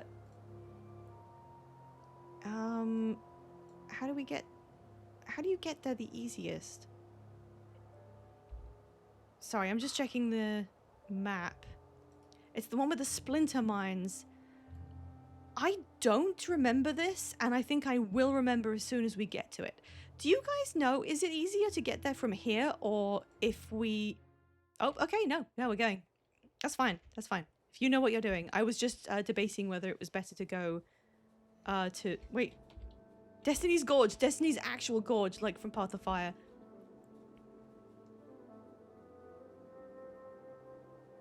Okay. I'm just gonna try and keep up, and I'm not going to.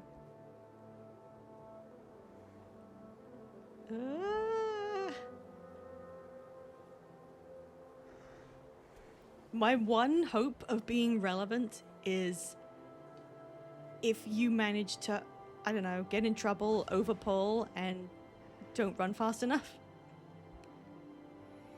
That I am... Nope, never mind. I was gonna say that I'm able to come up behind you and get off a resurrect or something. Oh! Wow, I had no clothes on for a second. I didn't even know it did that.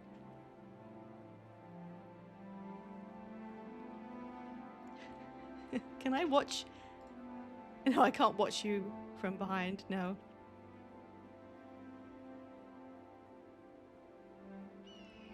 I can't even see you anymore. Where are we heading, by the way? Which way do I go? Oh.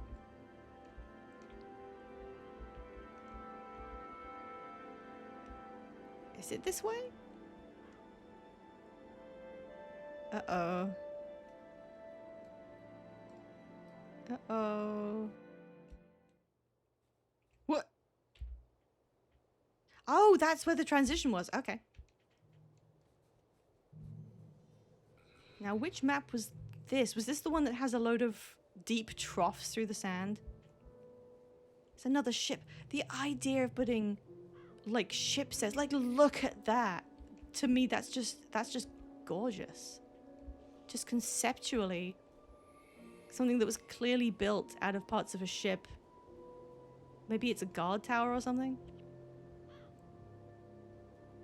I really like that. I also like the trail of pillars. That you can see that. Excuse me. I love those. Like, they look almost alien. And they're still there in the second one. Okay, I'm doing fine so far. Maybe there's fewer Hydra here.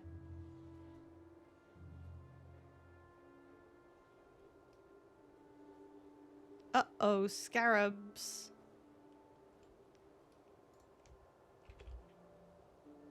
Well, I can also run to the scarab. Oh. Yay, I caught up.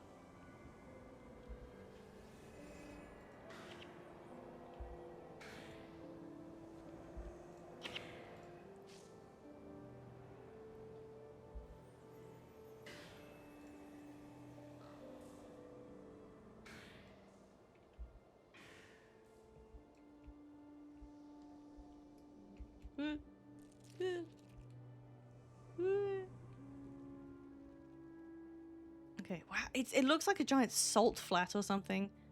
Wait, there is a map called Salt Flats, isn't there? Everyone in this stream is being forcibly held down and made to experience my vague memories of stuff that does exist, but I'm just sort of have it at the edge of my brain matter. Excuse me? That was half my health. Salt flats are such a fun idea. Like, Fantasy loves them. Well, that was a fantastic run. Thank you, guys. I would have taken so much longer to do that. Something tells me we're going to get along splendidly. Hello, Zermalma7000. Thank you for following. Welcome to our continuous full game playthrough of someone who's played the game once, doesn't remember much, and isn't very good at it. I think I'm ready to go whenever you guys are.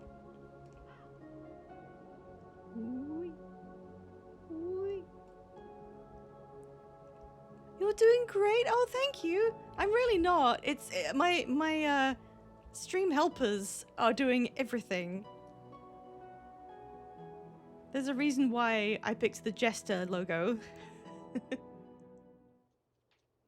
My God, you guys all know each other? This is wild. Oh, yeah, this is coming back to me. Right. Yeah, right. Yeah. Okay. Okay, no, this is great, actually, because I don't have to use my skills. I just have to survive and follow you.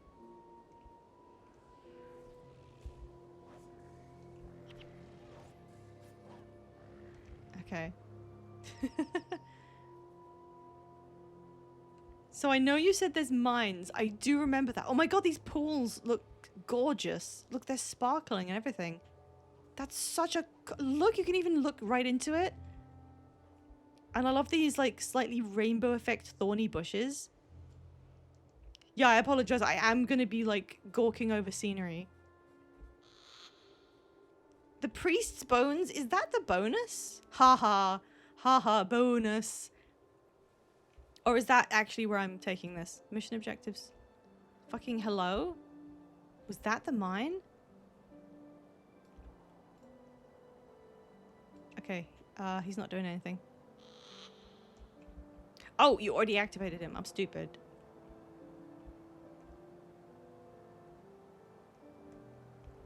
No, I didn't say that. I do have a friend named Bona, though. We don't call her that because it sounds weird.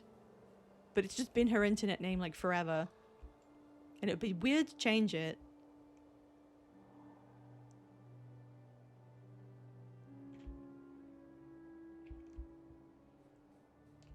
I don't know what the process of the... Oh, no, someone died. Oh, no, where are you? You died because I was, like, hanging out with this priest for no fucking reason.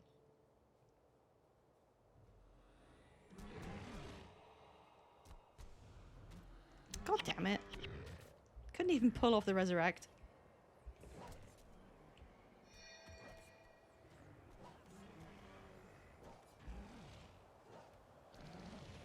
Okay, so I can cast. I just can't auto-attack.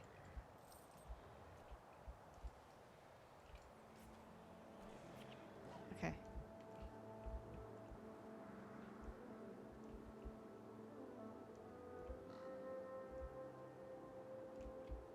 Where is the ghostly hero?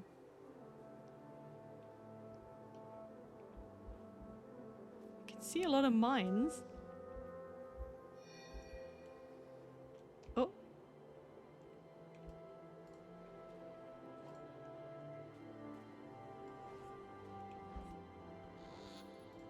Oh, there's one on me.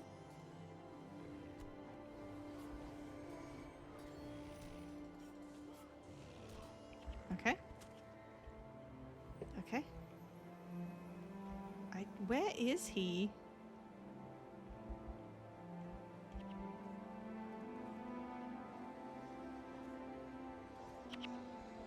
Yay, money.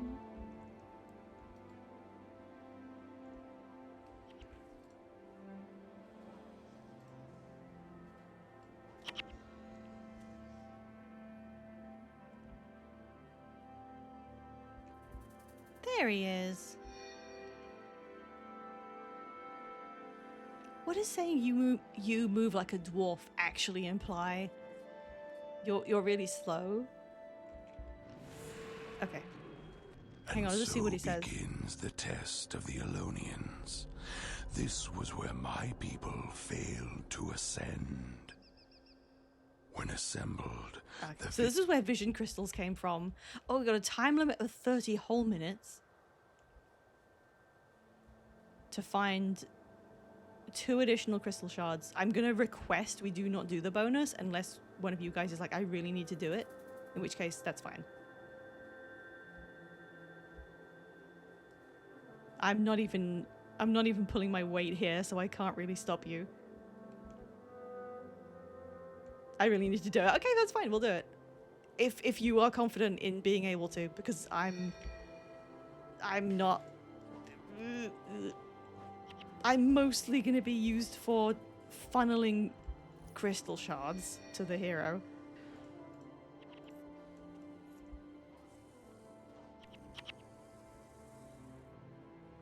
Oh, I remember this bit. I remember this area. Forgotten Sage? one.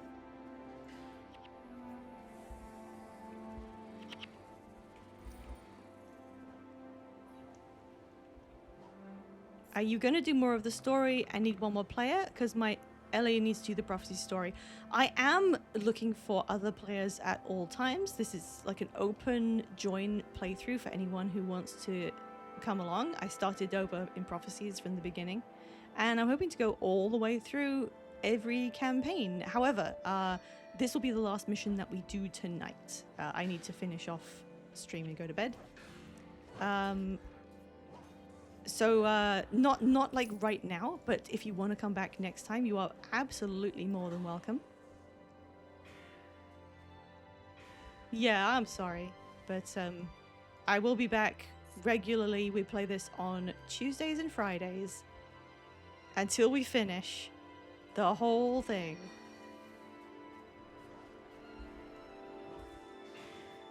And if I've got help like this, I don't mind if you do the bonus. I cannot believe you did the bonus on which was the first one? Dunes of Despair bonus without me helping, and that me and the henchman, you just soloed that. That's like absolutely wild. It is way more fun with people, exactly, and that's why I thought this would be a fun idea. Okay, we found a crystal. What do we have to do? We need to use the crystal shards to awaken the 3 ritual priests of Alona. So that was the first. We did that one. Like, we did the first guy. So presumably I need to pick this up and then take it to a priest. Maybe? Oh, that's just my seared arm guard.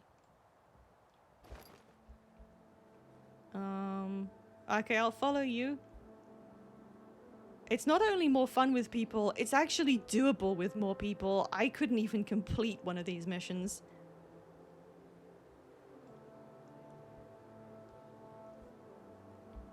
I'm so slow. I'm so slow. Okay, alright, so we gotta find this priest's bones. I feel like I'm not being carried through a first playthrough. I feel like I've in some way earned it. I've played this whole game. I've done it all on hard mode. It was a few years back. But I'm coasting. I'm coasting and I love it. Is that useful?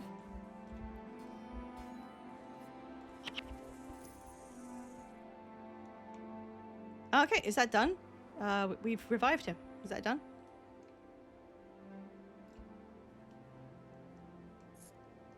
I'll follow you. I don't know whether I go to the ghostly hero with this or if we seek out the other bones.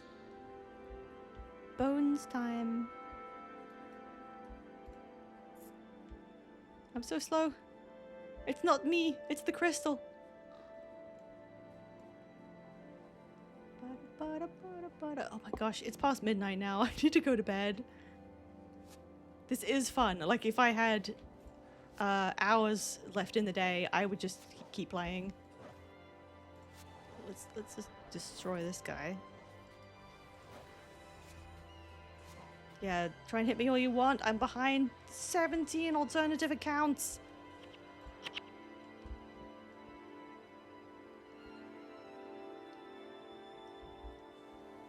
Oh, more bones.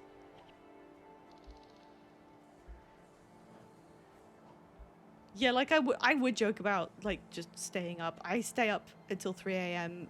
far too often for someone of my age. And there we go, we did it! That doesn't seem like a very difficult bonus.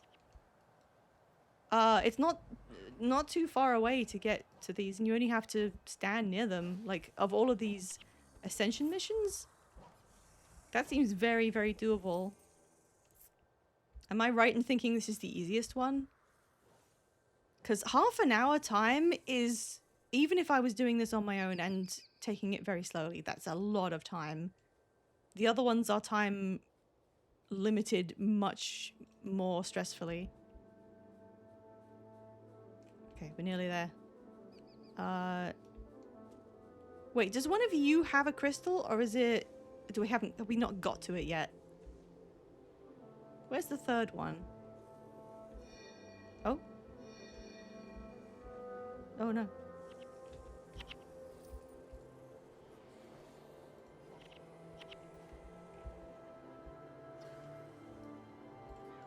Oh.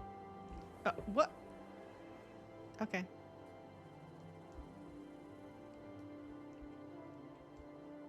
I don't. So you can kill these mines. I think.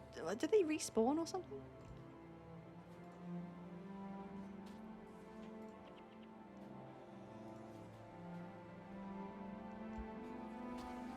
Oh.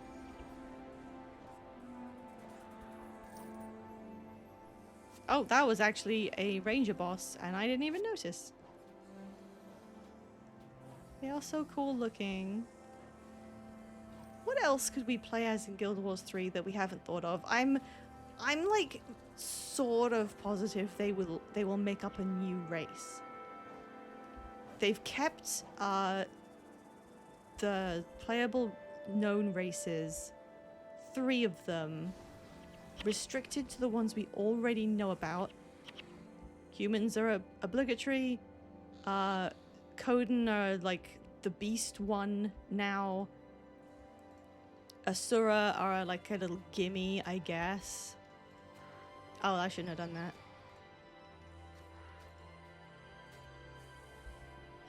But I think they might be throwing out a completely new thing, and they can, because they can be like, yeah, they lived 1,000 years ago, and then everyone kind of forgot. They got killed off, whatever. They all lived on ore.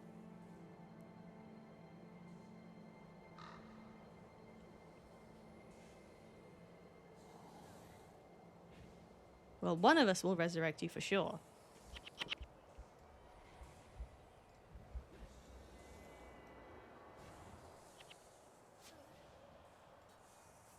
Oh, come on. Oh, I keep trying to auto-attack.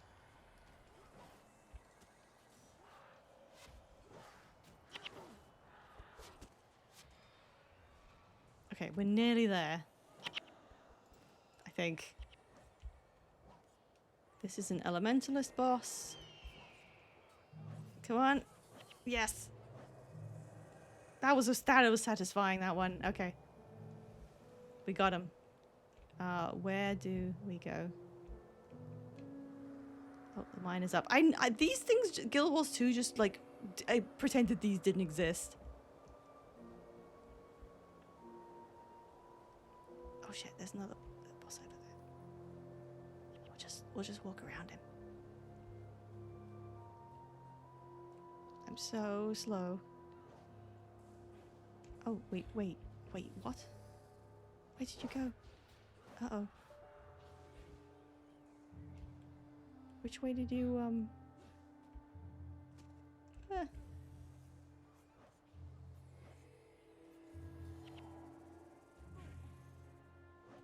Wait. How did you get down there? Oh, you weren't down there. You crossed the bridge. I couldn't see. I thought you had walked into the trench.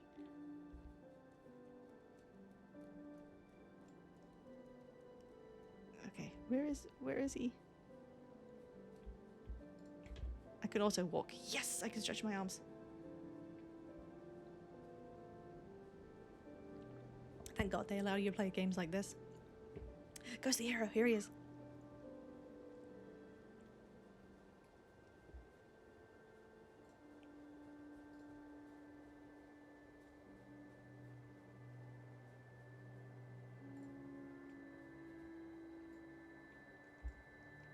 Yippee!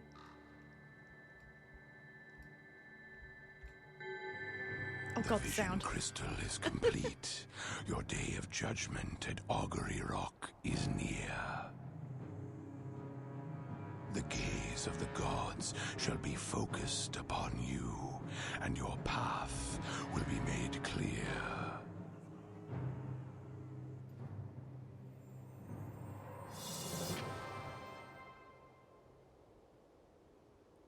Yippee! We got all of it. And that, we're done. I guess I'll take these. Congratulations, we did all of it. Desert complete. It's kind of weird, isn't it? It's only those. Oh shit! I got to level 20. Thank you for coming with me. Thank you so much. That literally would have taken me forever if I even could complete it on my own. Even getting around. Grats on level. Yippee! Okay, we can stop there. The desert section, it's really like there's a lot of maps, there's a lot of areas, there's a lot of good design. But the actual story section is just do those 3 kind of inconsequential missions that they just tell you have to do. Then you get to ascend, and then that's kind of it. It's strange. It's sort of like just the obligatory desert section almost. Not that that's bad in any way. I'm glad it's here. I think it's an iconic region. Path of Fire is my favorite section of Guild Wars 2. It's just interesting how they played this. It's sort of just a surface bit of game, and then you're kind of done. I like the bit that it adds, but the 3 missions just don't. They're just kind of random things that you do. Anyway, that's gonna be it. So I'm signing off. This is my blue sky. If anyone wants to follow me and check my future schedules, I post to there. I'm looking for someone to raid. Maybe it should be someone else also doing Guild Wars 1. Who is playing? There's only a few people that play this. Okay, I'm picking someone who seems to be just playing the game. I'm going to send you on to them. I don't know if we should use the raid message because it's someone I don't know, but Gamers with a hard R was very funny. Zermalma, thank you for coming along. I will be... Raid. I'll be... Oh, they don't have raid enabled. Okay, I need to pick someone else. Who is just generally playing the game? Oh, thank you, Cheese Cube.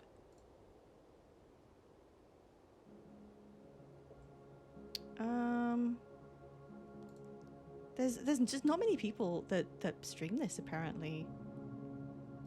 Oh, there's somebody who's doing a quest to unlock all skills. I feel like that's worth a raid. There we go. Okay, look, I don't want to impress on doing the raid message just because if it's someone you don't know, that might be a bit of a weird message, but I hope they appreciate us dropping in. Thank you guys for watching me play through. Again, we'll be back same time next Tuesday and Friday until we finish, but I also stream on Sundays a little earlier, which is a separate special thing if you want to come back to that. Thank you, everyone. It's been really fun. Yeah, everyone have a good night. I'm gonna go to bed. Have a good weekend. Bye-bye.